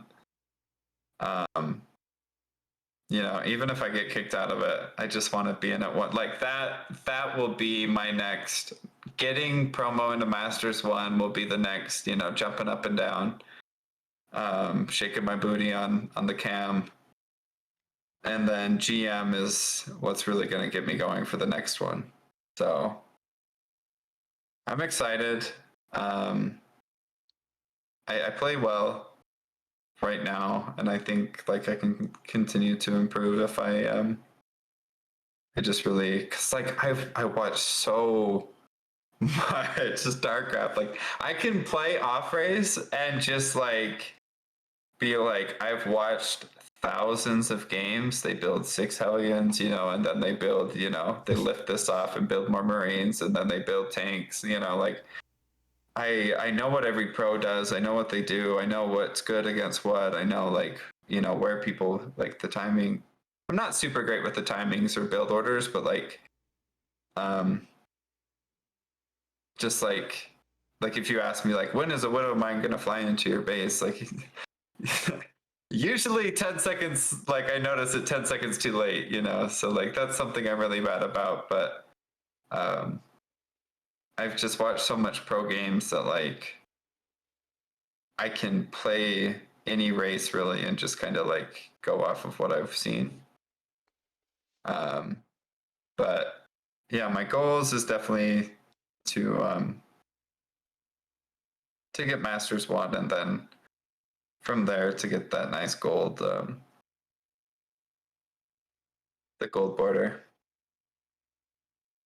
I hope to catch your stream during these promotions. They're gonna happen, but I would love to see your reaction when it does happen live on stream. Yeah, it'll be a celebration for sure. Yeah, yeah, you do have if you've been Masters with Zerg, you're that next, like I play all races, but you're that next level with all races. You're a solid Masters player. So it's really cool to see. Inspiring for sure. Thank you. Okay, I think you kind of answered this already about off racing. So is that something you kind of did in Wings, or do you currently still off race? So I don't really off race. If I'm really, really bummed out from playing Protoss, I will like play Terran and do like a 2-Rex, and like I'll play Terran and then I'll get a TVT and I'm like, no. And so, that usually ends my off racing is like, but I really like playing Terran versus Zerg, because that's my favorite matchup. And so just like, flying in with my Hellions and just like running on creep and dying is really fun sometimes. And I mean, sometimes I'll play Zerg and just like try to, relive the glory days, but like, there's nothing inspiring about my Zerg gameplay. Like usually it's either I'm building 45 drones and have 3 queens and I die, or I have 28 drones and 48 Zerglings and I kill them. Like it's I definitely don't think enough when I'm playing Zerg. It's like I'm either building a bunch of drones or a bunch of battle units, and I'm not like really thinking about too much. So but I mean, I play Protoss too, and my brain's certainly pretty absent sometimes as well. So I definitely forget my cyber core more times than I care to admit. It sounds like for the most part you're not off racing like you said, but it's almost like it sounds like off racing for you is it might be a more rare occurrence, but it's like almost like a therapy for you, where you're like in a bit of a funk playing Protoss. Like you said, you might queue up as Terran, grind out some 2-Rex cheese just to kind of mentally reset yourself. Yeah, well, you certainly don't care if you lose on your, your like Diamond 2, like Zerg or, Terran account, because it's just like, It's like if you're gold, then you have a silver account with the other races. It's like, you have a main race and that's what you focus on. And then the other ones, it's just like, let's see if I can learn something about this race that might help me out when I play, like what is this race actually building in the early game that I need to be careful about? And like, if they're building this and I built this, that's got to be good against it. So like, I can definitely learn a lot playing the other races. But Protoss is just definitely what I prefer to play, and it's what I play at the highest level. So I usually stick to that. For sure, for sure. And so last question here for the player topic. What server do you play on? So I play on NA. I was thinking about going to EU because I was catching Sal's up a tree. This rant about how like, bro, like you gotta go to EU. Like NA is shit, and NA is pretty shit.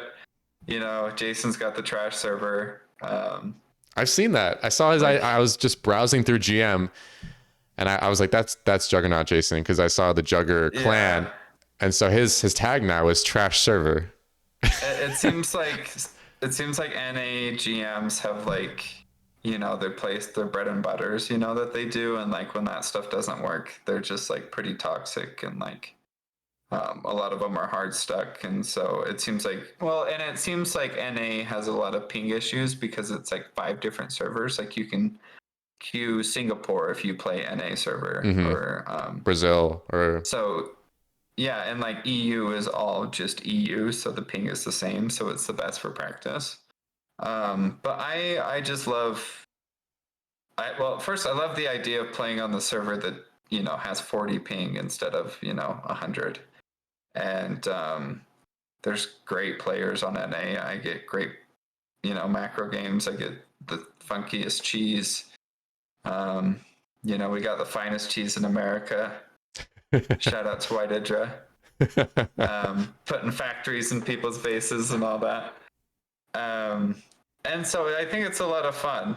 I think it's a lot of unoptimized exploration, but it's just we're exploring space. We're amongst the stars, just trying our darndest, and some of the stuff we do is just going to get absolutely bopped by like some of these top Europeans. But I like the NA server, and I think NA has heart, and I like following. I'll always root for the NA underdog over, the EU, like, strong guard. So it's fun too because they're good enough that they can take the games from the EU players, but it's certainly a tall mountain to climb. I think that's where you and I vibe as, friends, as streamers together, is we both play in NA, we live in NA, and we're NA fanboys. And I think we have pride in America and, pride playing on the North American server. And unless you're probably like 6K or above, like I think NA is a great server to practice on. You're going to have the low ping being native to the region, like you said. And yeah, we're starting to see players like Trigger, right? He's top of NA, and he'll bot people over in EU, no problem. Yeah, it's yeah, like what you said was 6K. I think that definitely is like the threshold where like you're probably going to be queuing against 4GG 22 times, and so like, but I mean, sometimes you have like top level pros. I think a lot of pros are just not as active anymore. I think a lot of them are like not super motivated right now, which is totally, reasonable and understandable. Like if they have other stuff going on, like if they're starting work and, school and they're just not playing as much. But it seems like the level of activity has definitely gotten down amongst like, like the top Zergs per se. Not the top Zergs, but just like, like the top 16 EU Zergs and stuff like that. Like it's like, and hardly any of them are playing on NA. So it's just, Like you can get really good. It feels like there's a lot of like really good like 5.9 to like 5.7 players that like you can get a lot of variety with a lot of different races, but like over 6.2, you know, you're going to be hard pressed to find an opponent if you're, you know, 6.7, 6.8. I think it was the ESL most recently showed their brackets for EU, and don't think this was the first time that had happened, but there was just so many Protoss players in EU. And I think I was in some NA stream earlier this week, and they were talking about who is the top NA Zerg, and I started to just think off the top of my head. I actually went in game and I was looking through the top of GM, and I was like, Uko?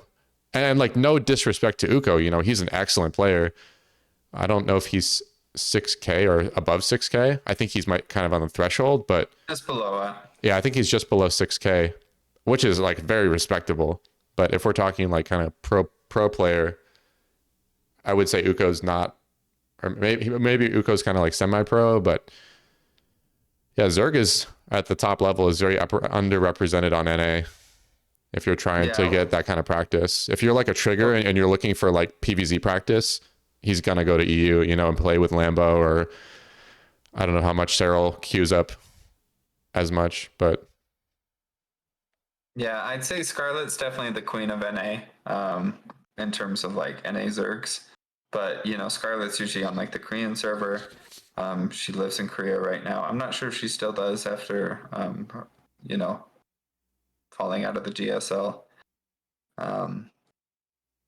I'd like to know a little bit more details about the GSL house and like how many of them are planning on staying, you know, because there was Rex, Estrella, Nice, Rainer, Scarlet, and is Ranger there? I think Ranger's there too, right? Or maybe I don't think Ranger is. I follow Ranger pretty decently, and I feel like he's usually like he's not at the building. Like he definitely doesn't stream from the building that like that they all seem like he doesn't seem to be in the player house. But he might be. Oh, it was Chance. Chance, yes, Chance streams. Yeah, and he's for sure in the house. Yep, and I think he's had like keyboard cam on before. Yeah, he's got the keyboard cam. Chance is super passionate about StarCraft and is crazy good. Yeah, definitely. Okay, so that wraps up the players section. We kind of had an interjection there and talked about you as a caster with Dave. Let's move on to the streamer section here, because you are a streamer on Twitch. And so the first question for you, Maverick, is when did you start streaming on Twitch? So I started streaming maybe like a year and a half ago. And it was pretty bad. Like the vibes, the gameplay, like just not like I wouldn't have a good time really. Like yeah, and so like I kind of like streamed for a couple months and like and like it makes sense like I wasn't super popular because like it wasn't like really a great atmosphere. But then I think like I stopped streaming for a few months and like I switched jobs and like, you know, had a better like work environment and was like in a better like mood and started streaming again. And like did a lot better and made a lot of friends. And then like I kind of like took another break and then I kind of incorporated like the bird cam and like the sky cam, and that was like pretty recently. Like the last like 9 months maybe. So I've been streaming for a little bit. Definitely going up in like just some of like the people who like support me and follow me. It's like you're kind of breaking that fourth wall that you always thought existed, where it's like these are the big like these are the really cool people in the scene, and like I'm never actually gonna be like casting with Dave and Trigger, you know, and like having some drunk Canadian in my chat, or you know being friends with Shui, and it's like it's just it's a bit surreal that like I have these friends, and it's a great feeling. And like I feel like I've definitely grown in popularity, and um, you know, with that growth in popularity, I think it's because I was growing like mentally, and um, you know, just working on myself, and yeah, just trying to be the best version of myself. And yeah, I have a lot of fun streaming. I like hanging out with everyone. I like having getting a bit wild, a bit silly, and yeah, it's fun. It's definitely something I think streamers can relate to this, where there's a lot of control.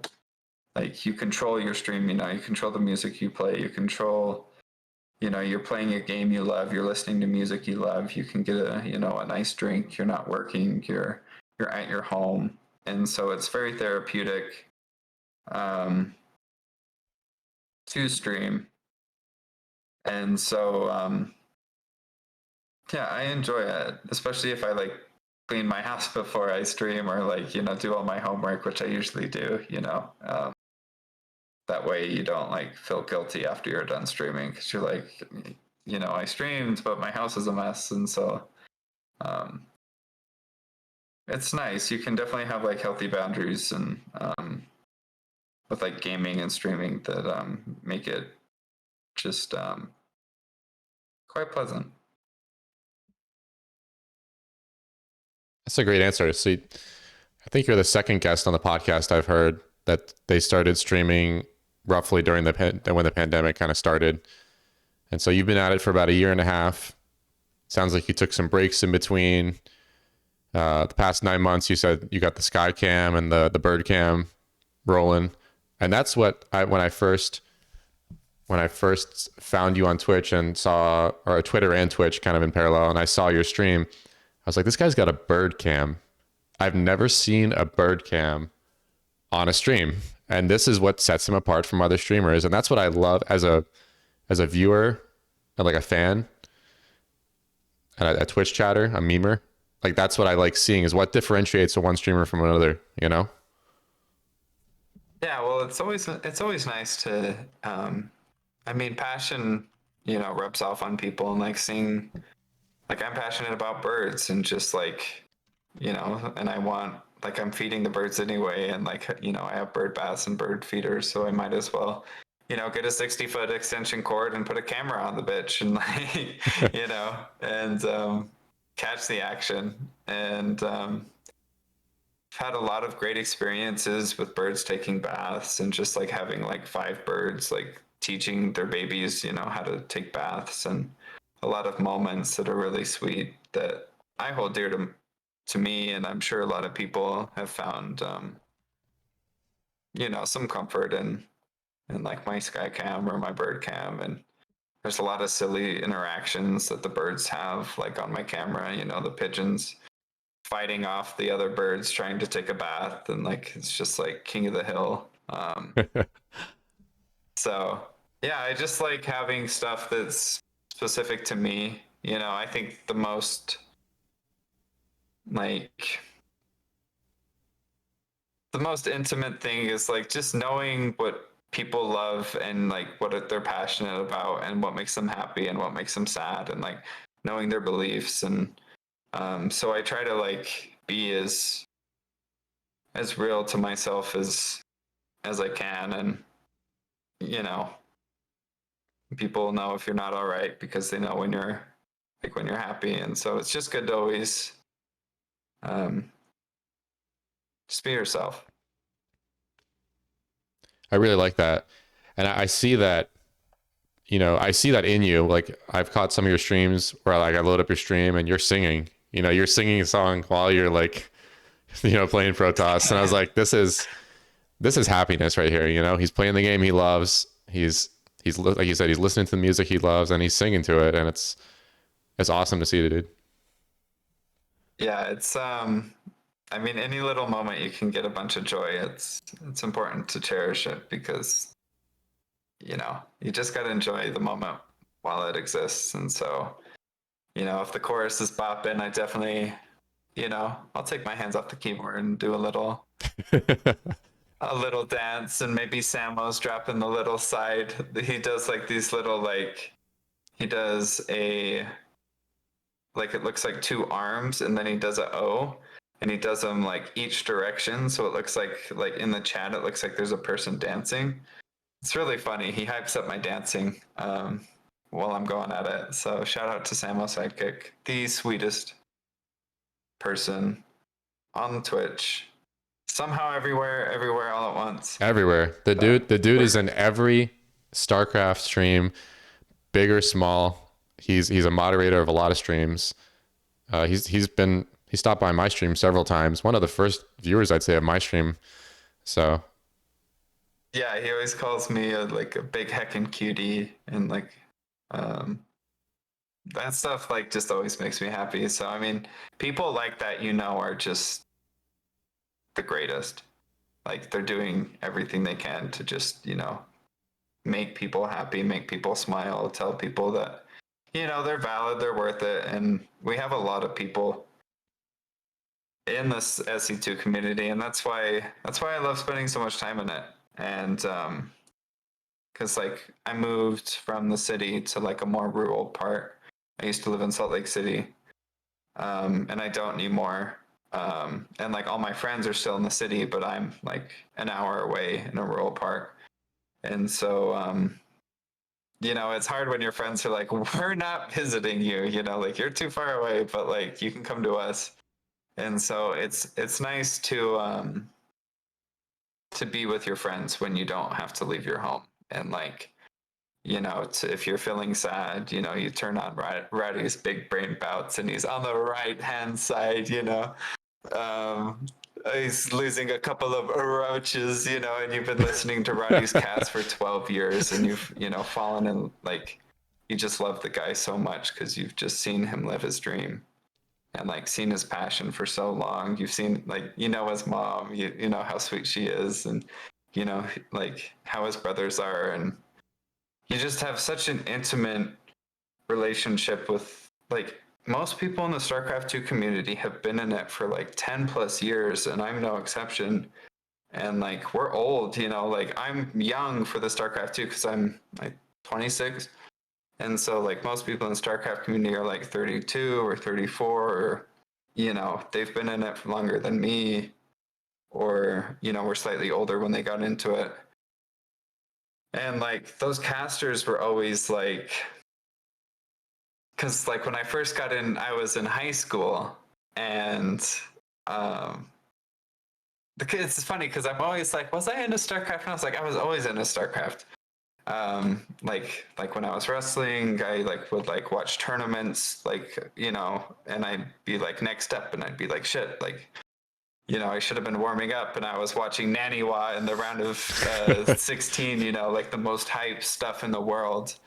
Back when EG had Idra and Huck, and the EG house, and Idra was streaming. Yeah, and Idra would get 10,000 viewers on a ladder stream. Yep. ESL can't get that on a quarterfinal nowadays. And so I think people who've been in the StarCraft scene for as long as, decade plus know that the competitive scene is winding down.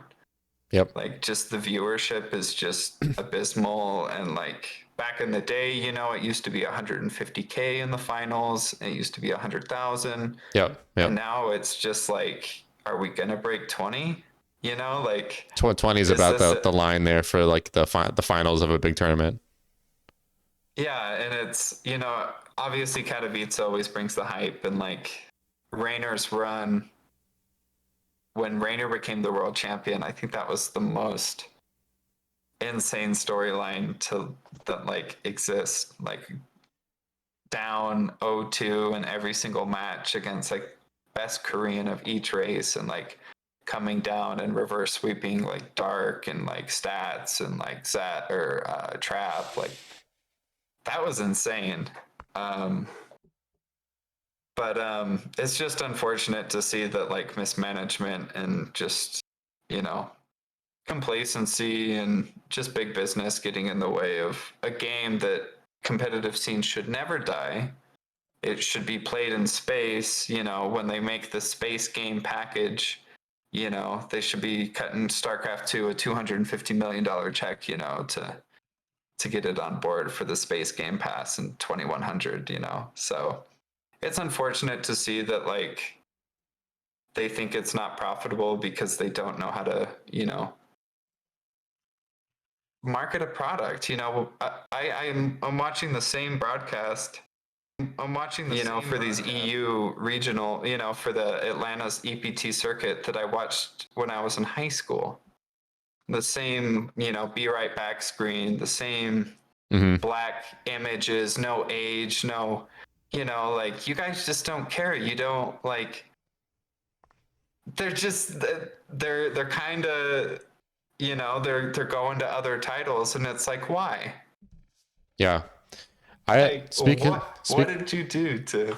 Yeah, speaking of the black image, I think I know what you're referring to, where they don't have a picture of the player on the stream, right? Like, they show, before the matchup begins, they show the two players, like, face to face. They show their stats, like their name, maybe how much money they've won in StarCraft 2. And for a more popular player like Lambo, they're going to have a picture. But if it's like, I don't even know, like a lesser known type of player, right? They're not going to have that picture. And I called them out on Twitter, one of the most recent dream hacks. I was like, yeah, I actually edited the black silhouette image with like a silly, like, a smiley face. Yeah. And I was like, just kind of halfway trolling, but I was like, let's get a picture for them.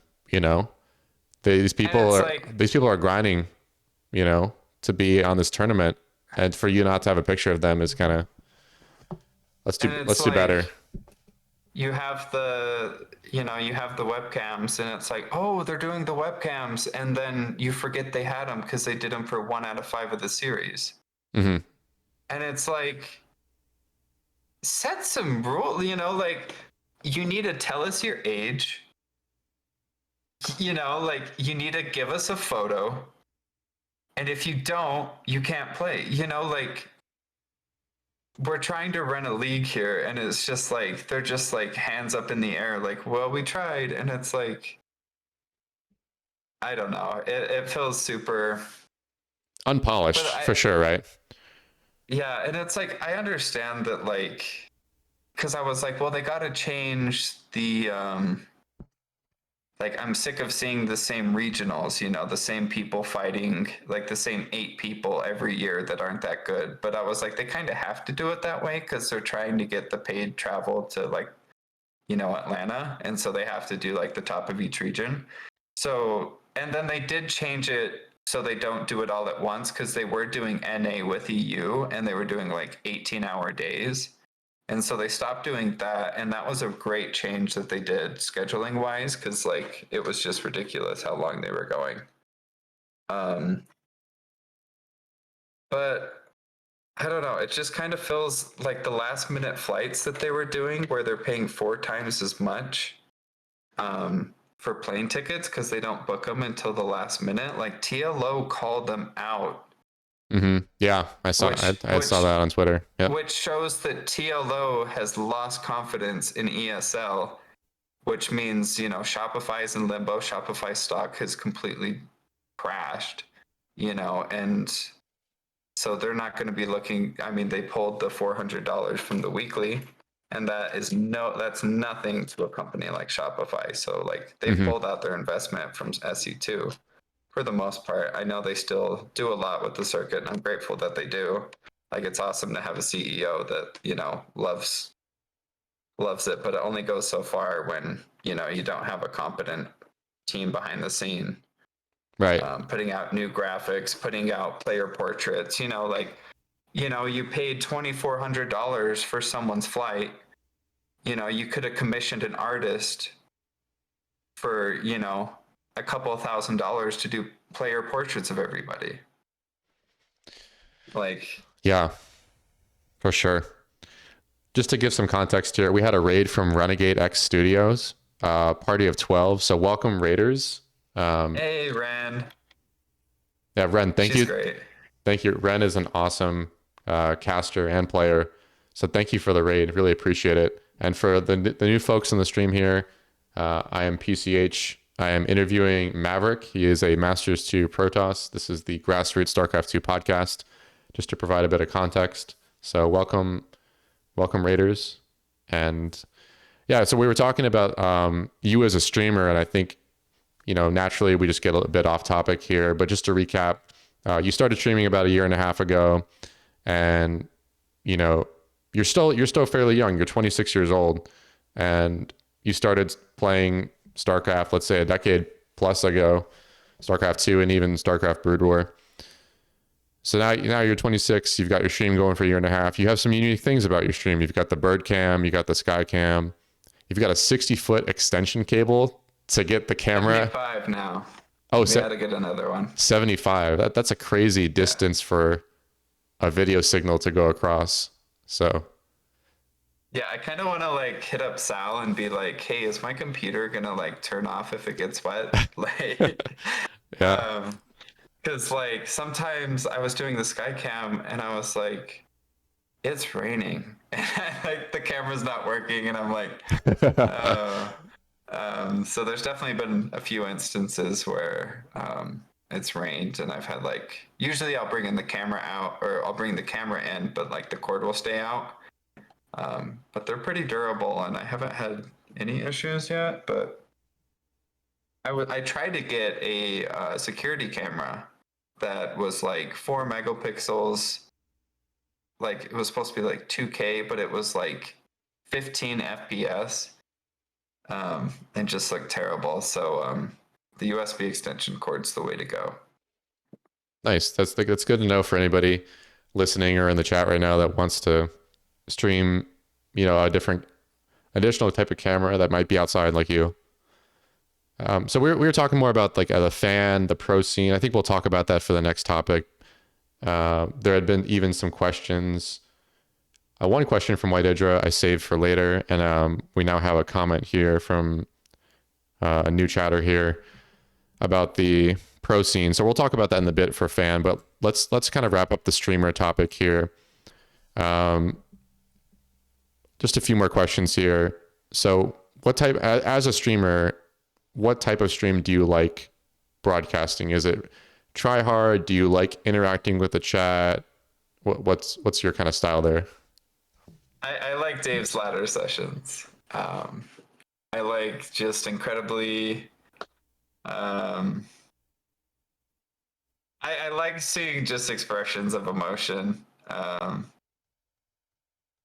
And I mean, tryhards are fine, but I don't really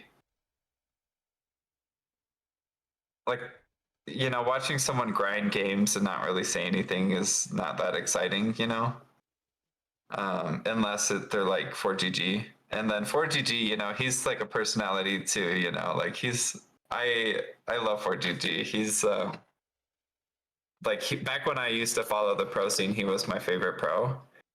And so just easy peasy boy, I'm gonna kill this guy.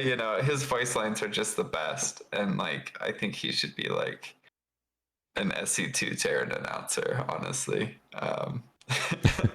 The caster voices in announcer packs, easy peasy boys, when it's usually. So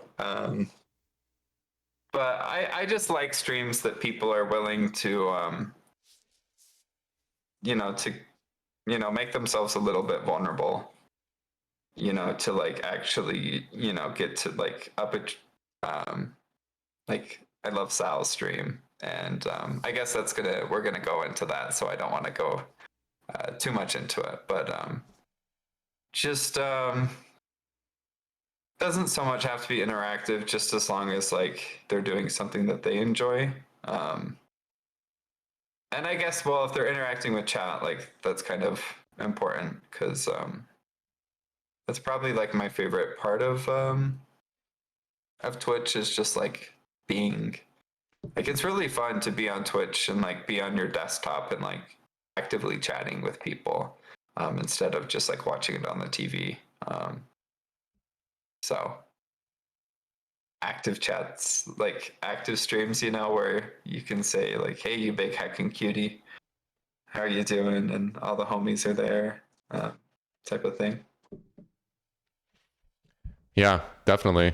I guess my question to you, maybe it was a bit confusing, is you as a broadcaster, as a streamer, what type of streams do you like to do? Do you like doing try hard streams where there's no commentary, or do you like, I've seen you stream and I've seen you interact with the chat, but I think it's not like other streamers. They're super interactive. Like they'll try to respond to almost everybody. And I feel like you have a good balance of like, I'm playing the game to my best ability. I'm also like, I might be singing a song or like, you know, feeling the mood. Yeah. So it seems like you have a good balance as a streamer. Yeah, I mean, it's definitely like a bad trait to have as a streamer, you know, like to always be like 5 or 6 minutes late. Like whenever Renegade will be like Anakitos, and I'm like, shit, like Renegade like said Anakitos like 10 minutes ago, you know, like I'm sorry, I was in a game, I was super focused. So like you can definitely miss some interactions that like you wish you could have like you know, said hello, and like because you know not everyone's gonna stay around if you don't respond right away. But like usually if I'm in a game, like it's more important for me to like focus on the game instead of like look away and have my whole army, because like even when I'm fully paying attention, like my army still gets destroyed when I'm not looking. And so like if I'm looking at chat, like if you message me a paragraph while I'm playing, I promise you like I'm not reading the first sentence. Like it's gonna be till after the game's over, because like I have to focus. But I try to catch everything as it comes, but I have a second monitor, so it's like it's not super difficult, but I will just completely forget to look at chat. So I think it's a good boundary as a player, you know, is to have that I'll respond after the game is over. And maybe I should try to incorporate that in my stream. Because as a streamer, I try to be super interactive. Like I try to interact during the game, at least the first couple minutes of the game, right? Like you have that muscle memory down, like you're building the workers, you're building your supply depot or pylon or overlord, and you have the ability to check out chat. But for me, it's like the interactive part falls off, I would say in the mid game, certainly the late game. But it's a good boundary you have for your stream where it's like, when I'm done with the game, I'll catch up on chat. yeah, well, it's like, I mean, it's like when my wife calls me and like I'm taking an engagement, and I'm like, my wife will not be happy if she knows that I lost this game to pick up this phone call. So I'll just ignore the phone call, wait till the game's over, and I'll call my wife. I'll say, sorry, honey, I was in a fight. And she's like, oh, it's okay, you know, like I didn't want you to lose the game because, you know, you had to. So, you know, we're invested into this game, and it's important that like, you know, it's therapeutic for us, and you know, it's important to, if you're trying to, you know, which obviously I'm kind of try-harding lately with my Protoss. And Saffron, I saw you're in the chat. How you doing, my bud? Good to see you. I love watching Sephiron. Just I was so impressed by like the way Sephiron commentates while he does his gameplay. It's really unique to Seph, and been a big fan ever since I like turned into his stream. So just wanted to throw that out there. But yeah, it's like I'm trying to get to like 4.6, and like, you know, your opponent's paying attention, so you have to too. What an ironic moment here that Sephiron joins the stream and is chatting with us here. We're talking about what type of stream does Maverick do, and it sounds like he's interactive, but with some boundaries, right? And we have Sephiron here joining the stream tonight, and this guy is a high-level Protoss player. We're talking GM, you know, top 50 GM, I think, Protoss as well, and he is the most interactive streamer I have like ever seen. I've been watching streams since Wings, and this guy, he'll be playing like like I said, top 50 GM, very skilled player, and he's interacting with chat. As soon as a message is out in chat, bam, he's like responding to you, and it's like, dude, how do you play so well and interact? You know, And every unit interaction in game, he's giving commentary like, "That's bad for me. Like, this is good for me. Like, Oh, oh, I killed the stalker. He's fucking dead." You know, like. so yeah, that's the thing. He's interactive on multiple levels, right? We're talking about not just like you're saying that, not just the chat, but that's what I type in his chat. I'm like, dude, you're casting your own games while you're that's a good way playing. to put it. He's a caster. He's a high level player, and he's casting his own games. Like, and he's not just like play by play casting. He is like analytical too. And he's looking for like any replays to cast, like team leaks. Like he's really, he's really putting in the work. Yeah, certainly. I'm very impressed with Sephiron's stream. So shout out to Sephiron. If you're listening to the podcast on the podcast platform in the future, his Twitch is twitch.tv/SC2_Sephiron, and that's SEPHERON. So go check him out. All right, next topic here for streamer. This is a pretty like simple question answer, but what's your kind of status with Twitch? I believe you're affiliate, is that right? Yeah, I'm affiliate. Was super hyped when I reached that. That was a huge milestone. And so, yeah, I mean, I probably won't get a partner ever, but one can dream.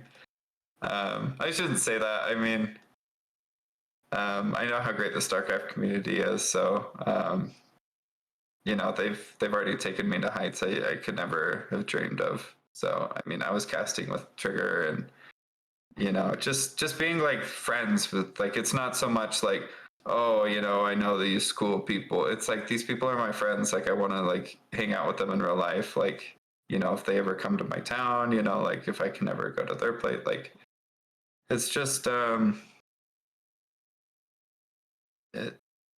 I'm really just like happy with the relationships that I've been able to build in this community, because it's meant so much for me for like so long. And like I like started working like construction and like really into StarCraft, and I was like, my favorite casters like stream on Twitch, and like a moment I realized like I can actually support these people,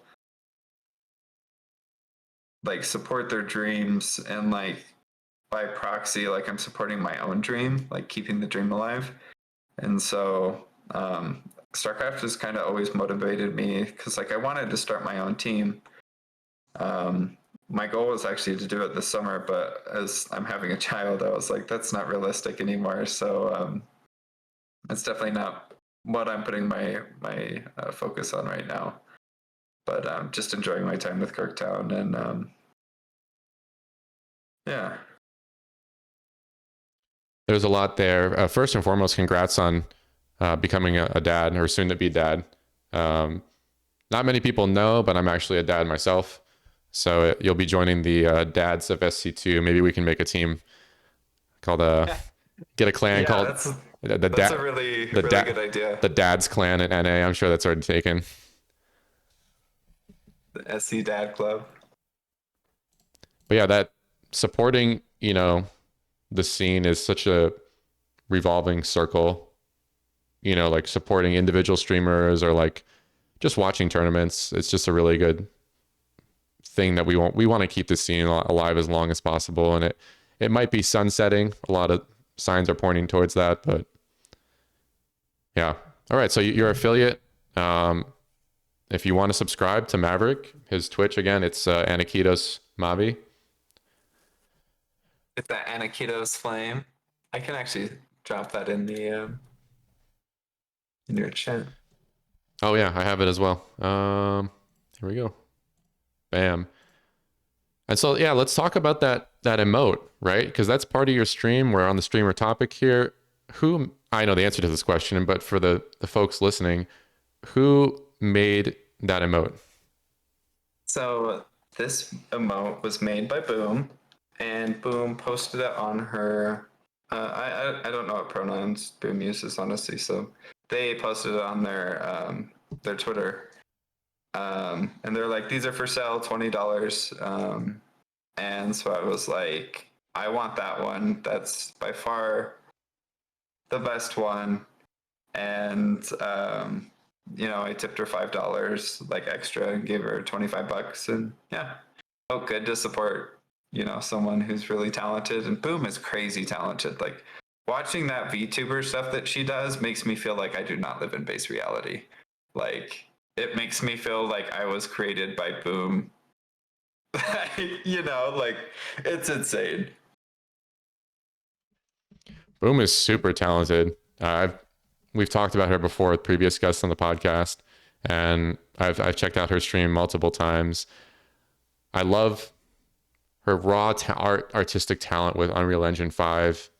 It is just crazy, and I think even she produces music as well. But super talented person, and I love the drum and bass. I've found some really good drum and bass tracks from her stream. I'm like, I love electronic music, but I don't know as much about drum and bass. But I'm starting to form actually a playlist of drum and bass based off of her stream. So it was pretty cool. Yeah, they're and like I don't know if it was Bang or Boom, but like one time they were just talking about like how they got like a big raid, and like they just felt like they had to be like funny, and like they were just kind of like sad at the moment, and so like just very like genuine people, like, and I think that's important, um, to really get a relationship with, you know, people that's not just surface level, like it's not how you doing, buddy, like, we're in this, we're playing the game, and then, that's the stream, like we experience all the emotions, sadness, anger, frustration, confusion, and it's nice to see streamers that, are like comfortable with talking about, not feeling like happy or, Yeah, yeah, definitely. Bang again. Like, so Bang is like a high level Zerg player, VTuber as well. Bang and Boom are both VTubers. So this would be a good transition to the next question: is like, who are your favorite streamers to watch? So I would say my favorite streamers when I was working as a baker, it was definitely Harstem and the Can Man. Just absolutely like the best person, like just such funny personalities of like your funny cousin that like has just always made you laugh, like um just the way they like Christopher, like when like So M Canning M loses Canning, yep. units, and like Harston, like, you idiots, like I am an actual moron, it's they're hilarious. And like Dave's obviously very high up there. Um, and I tune into 4GG quite a bit just because he has bangers of games. Like it's always fun to watch like Maples and 4GG go at it. And so and like I'm like, let me pull up my sub list. Um, yeah, I mean, I when I'm at work, I usually listen to Up a Tree and Nathanius. Those are like my go-to.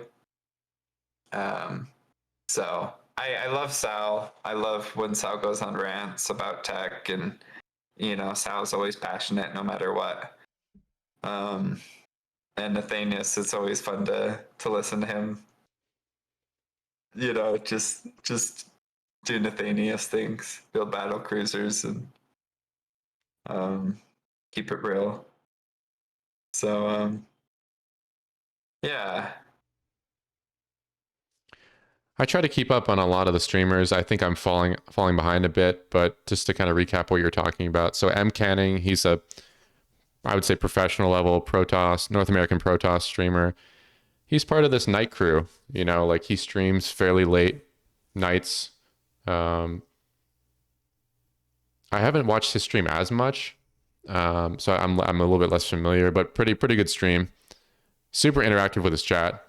You know, top of GM type of player, but still interacting with his chat and kind of joking around, I think, too, with like folks in the scene like Maples or, you know, maybe some of the other Protosses out there. You said Nathan, yes. I'd been checking out his stream recently. He's got, I don't know how long he's been doing the graphics, but he has this kind of like retro theme, right, to his stream where his webcam, it looks like an old school like Windows media player.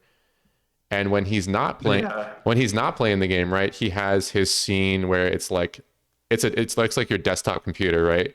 And I think his webcam might be like AOL Instant Messenger or something. Like it's You got mail. You got mail. oh, he has a sound for that too?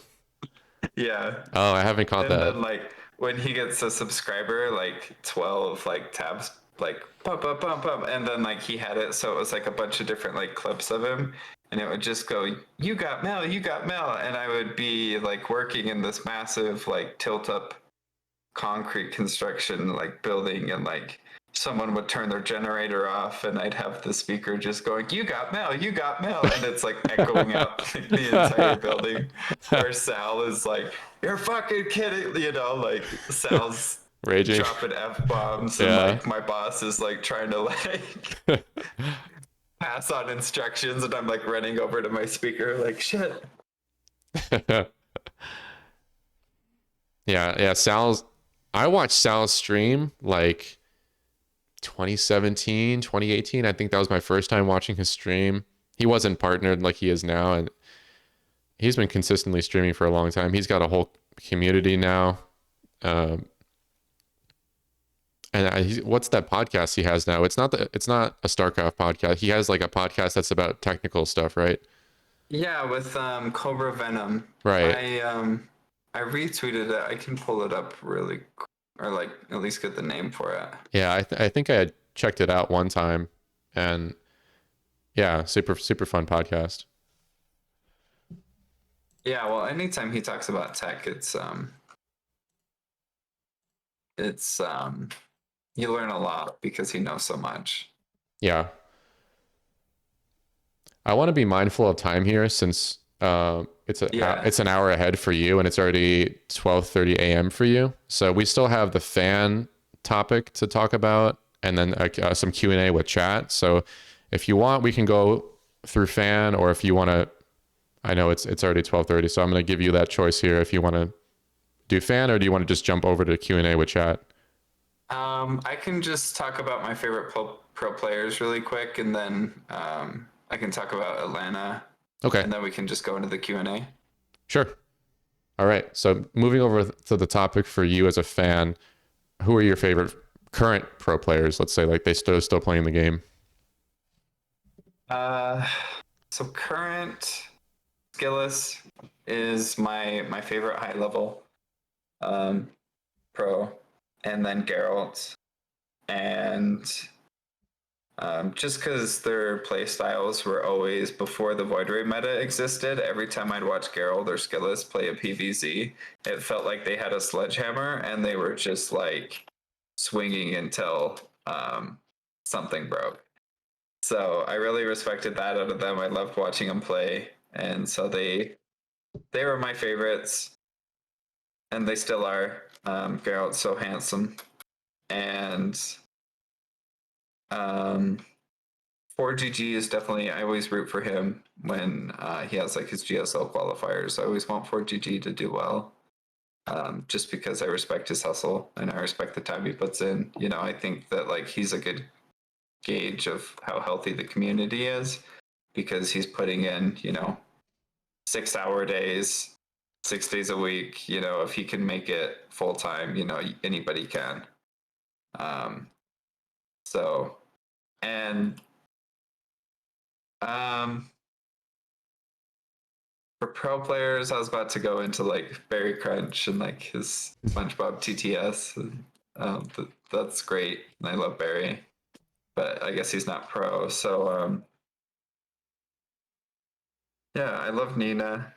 She's she was my favorite player before her transition, and she's still like one of my favorite players to this day. She's just she's always been herself, and I'm always grateful for people who you know, just always be who they know they are. So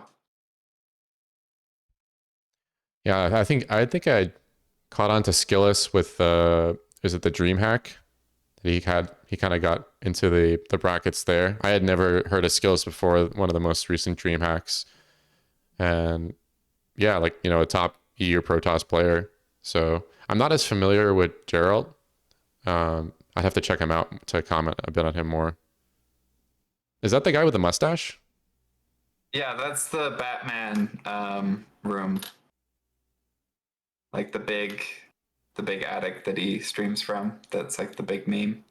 Oh, I didn't know he streamed. I haven't seen his stream. I'll have to check that out too.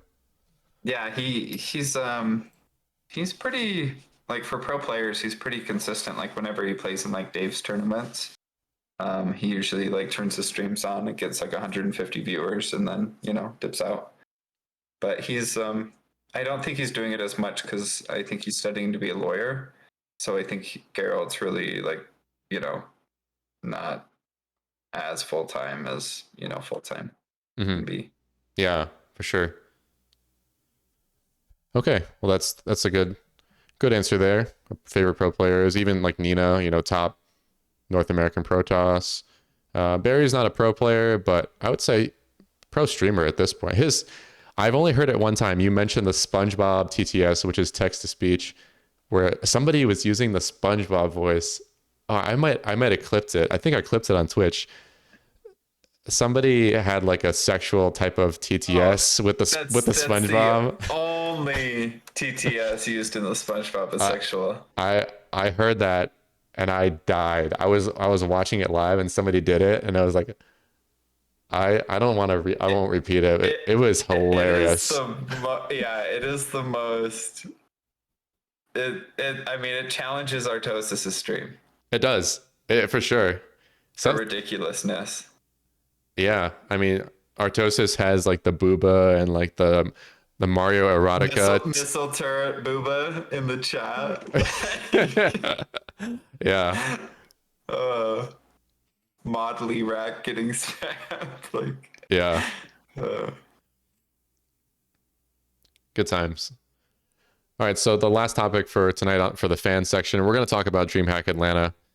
I had heard in your stream that you're going there. You even have plans to do other things aside from DreamHack in Atlanta, but let's talk about DreamHack Atlanta for you. yeah, so I'm going Thursday. I'll arrive like pretty early Thursday, and I'm staying till Monday.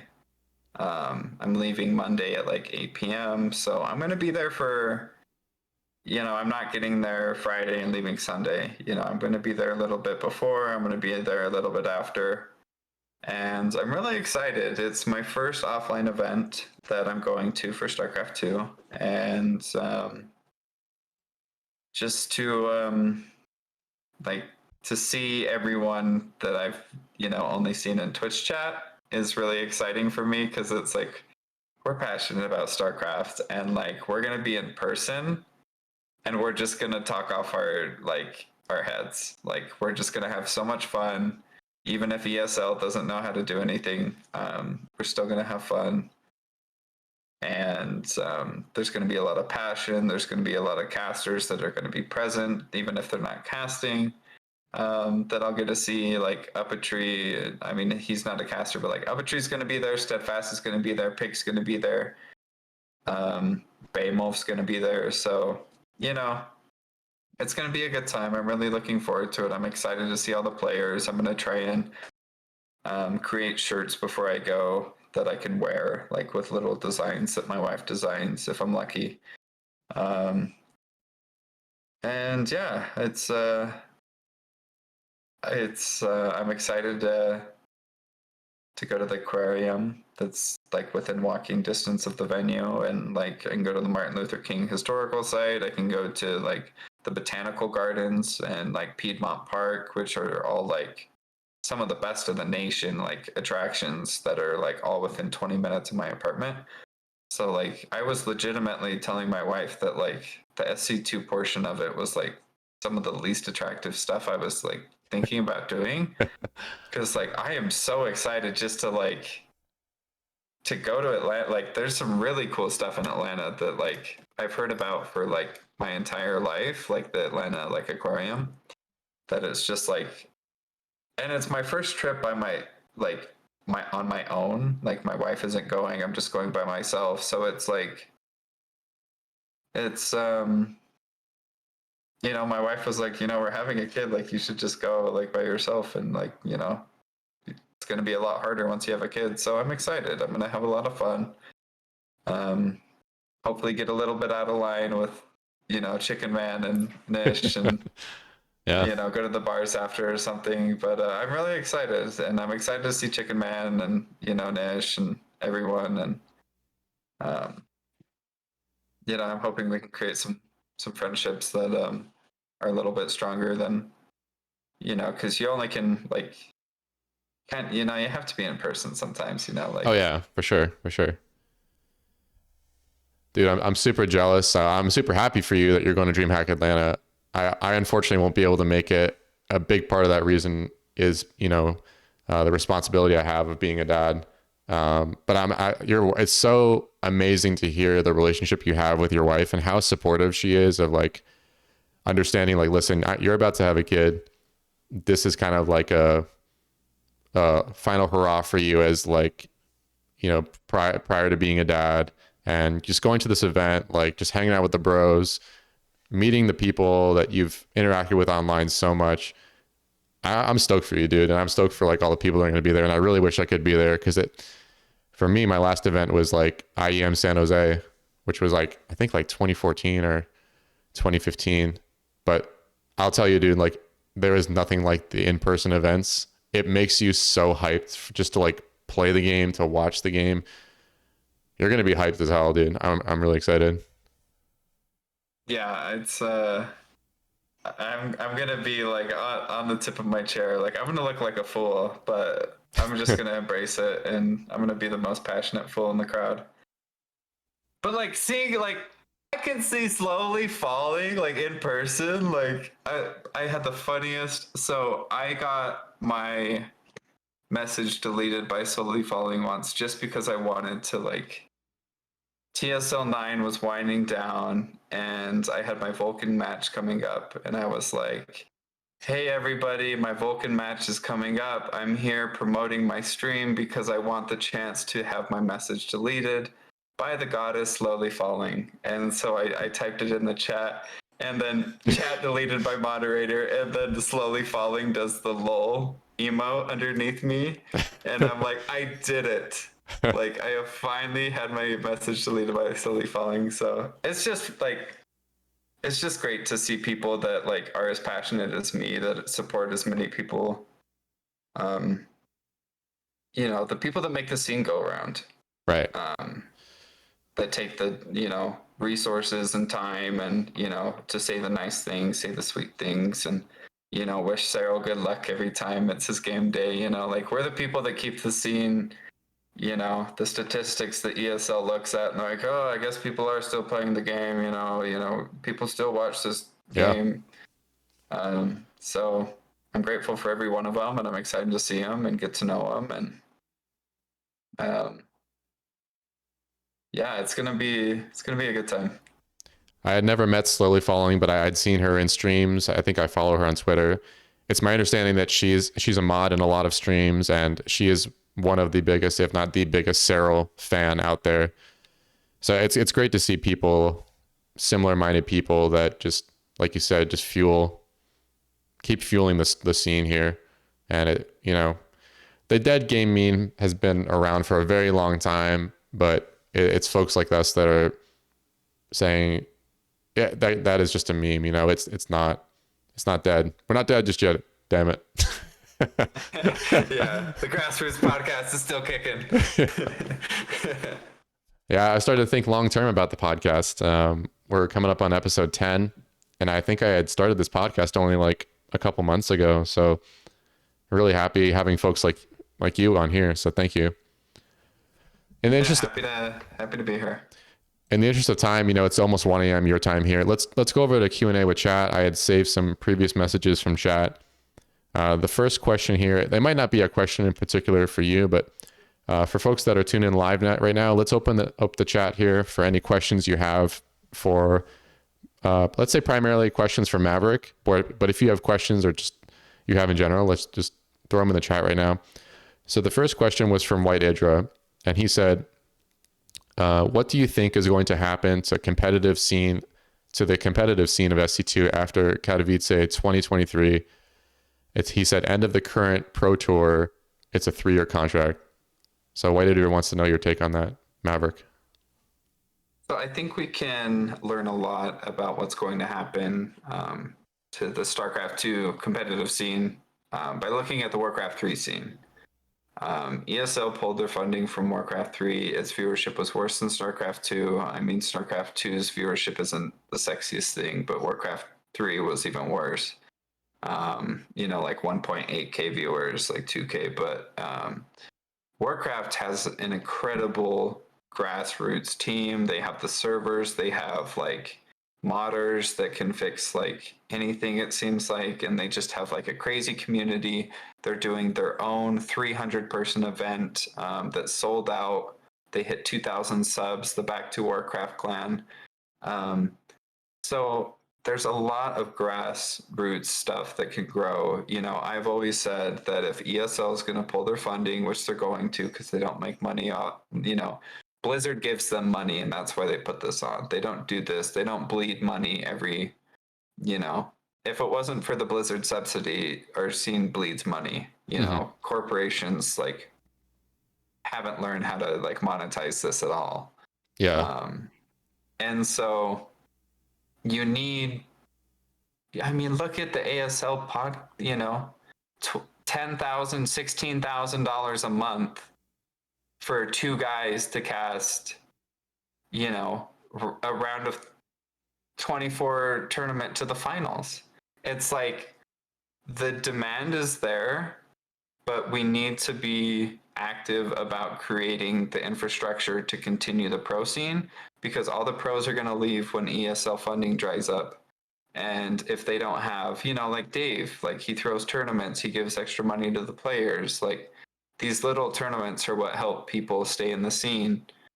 And so I think that like people like Wardy, like Roddy, like Steadfast, I think they should be creating a Patreon where it's like, if you're in the $50 tier, you can get poker lessons with Rotterdam.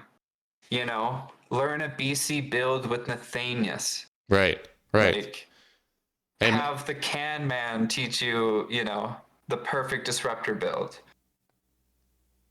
Amen. I would agree with that. It's something I think I saw when one of Dave's streams recently, he was talking about like maybe doing something with Steadfast or like even like an in-person, like an offline type of event like that. I mean, that's going to cost a lot more, right? To like rent some type of venue. I mean, you're not going to rent a convention center, right? It's going to have to be some land center to be financially feasible, right?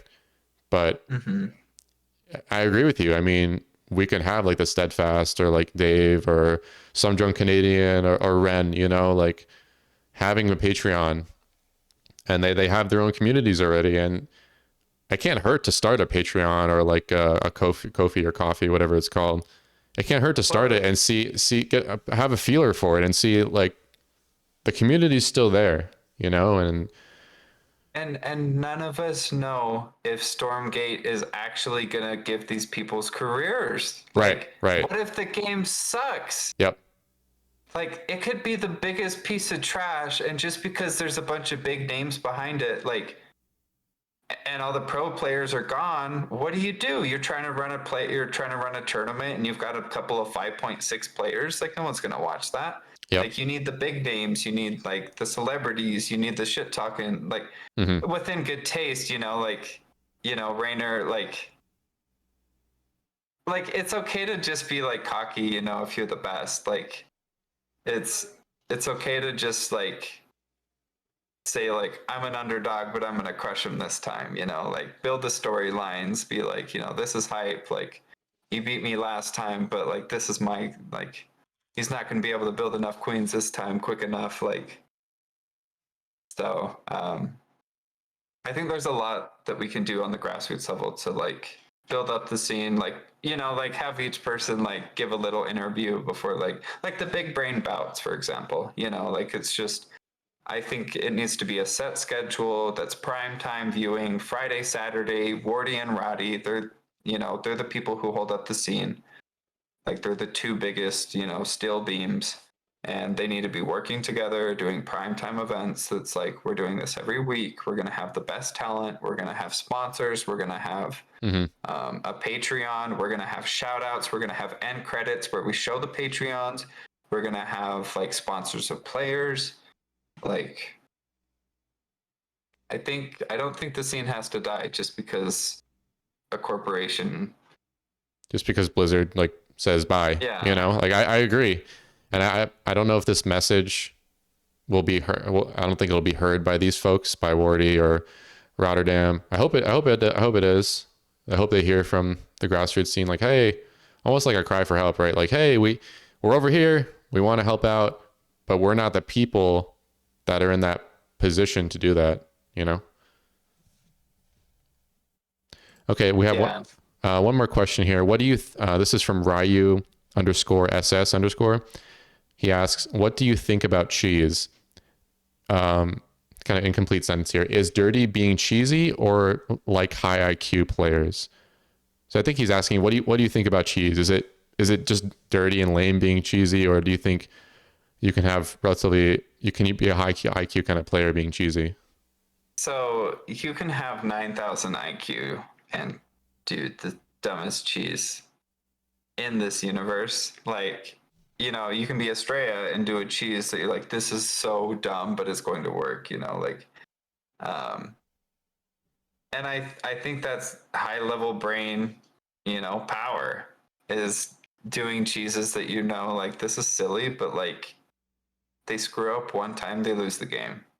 You know, like this is incredibly hard to hold. If they were doing it on me, I couldn't hold it. And I think that's high level play. I think it's totally acceptable to do cheeses like that, especially like when you're not cheesing every single game. But I think it's just when you kind of like reach a plateau and you're relying on cheese. Like I played this one person who every single time I played them, it was 3 Ravagers. And I was thinking to myself, is this with only Protoss, or is this their build that they do every? It was three Ravagers and just mass Zerglings, and like all 3 games, it was the same build. And like I lost the first time, I barely lost the second time, and I won the third time. And so it's like if you're relying on people not knowing who you are, like me doing the one base, you know, proxy Stargate every single time. To the point where like it would win unless they knew who I was, then it's just kind of like you're wasting your time. And you're having like in StarCraft, the beautiful thing is like no 2 games are, you know, ever the same, but you're trying to put yourself in like such a narrow box of interactions of gameplay that it's like your game's kind of like the same every single time. And so I think that's when it's like you're a dirty cheeser because like you live in the sewers and like you might thrive in the sewers, but it still smells like shit. So, but you know, I think if you cheese, you know, I think it's totally acceptable to do a high level cheese and just, you know, get a free dub when you're going up against someone you might not be the favorite against, you know, like I saw Trigger take a series against Spirit doing just the most egregious cheeses, and Spirit was just like literally said, "What is this effing bullshit?" Before just leaving the game, and it's like, yeah, like Spirit's a better player in the macro games, but like Trigger just beat you 2-0. So Cue the America. America. Yeah. America. America. All right, I so guess Trigger's Canadian, but oh yeah, right. he Oops. was hanging out with Nina, which I'm pretty sure Nina's in NA. So Yeah, Nina is NA. I forgot Trigger is Canadian. I just think North America. A mistake of mine to think yeah, American. well, StarCraft is like NA is all America, you know, like it's basically like NA Americas. This is kind of like I guess we kind of do like we do know like Maples is like a Canadian GM, but like I guess it's just kind of we kind of like lump in NA GM, and then that's kind of like you just kind of like think of like America, you know. Yeah, for sure, for sure. All right, here it's time, Maverick, for the outro. This is your chance. The mic is going to be open to you to plug your social medias, your stream, if you want to explicitly list out the URLs for that. The floor is yours. All right, so I have a Twitter account. Is XX Maverick XX1 with the OG XX border. That was so cool when we were all young. And then my Twitch is Anakitos Mavi, and feel free to follow me there if you want to see some pretty decent Protoss gameplay and some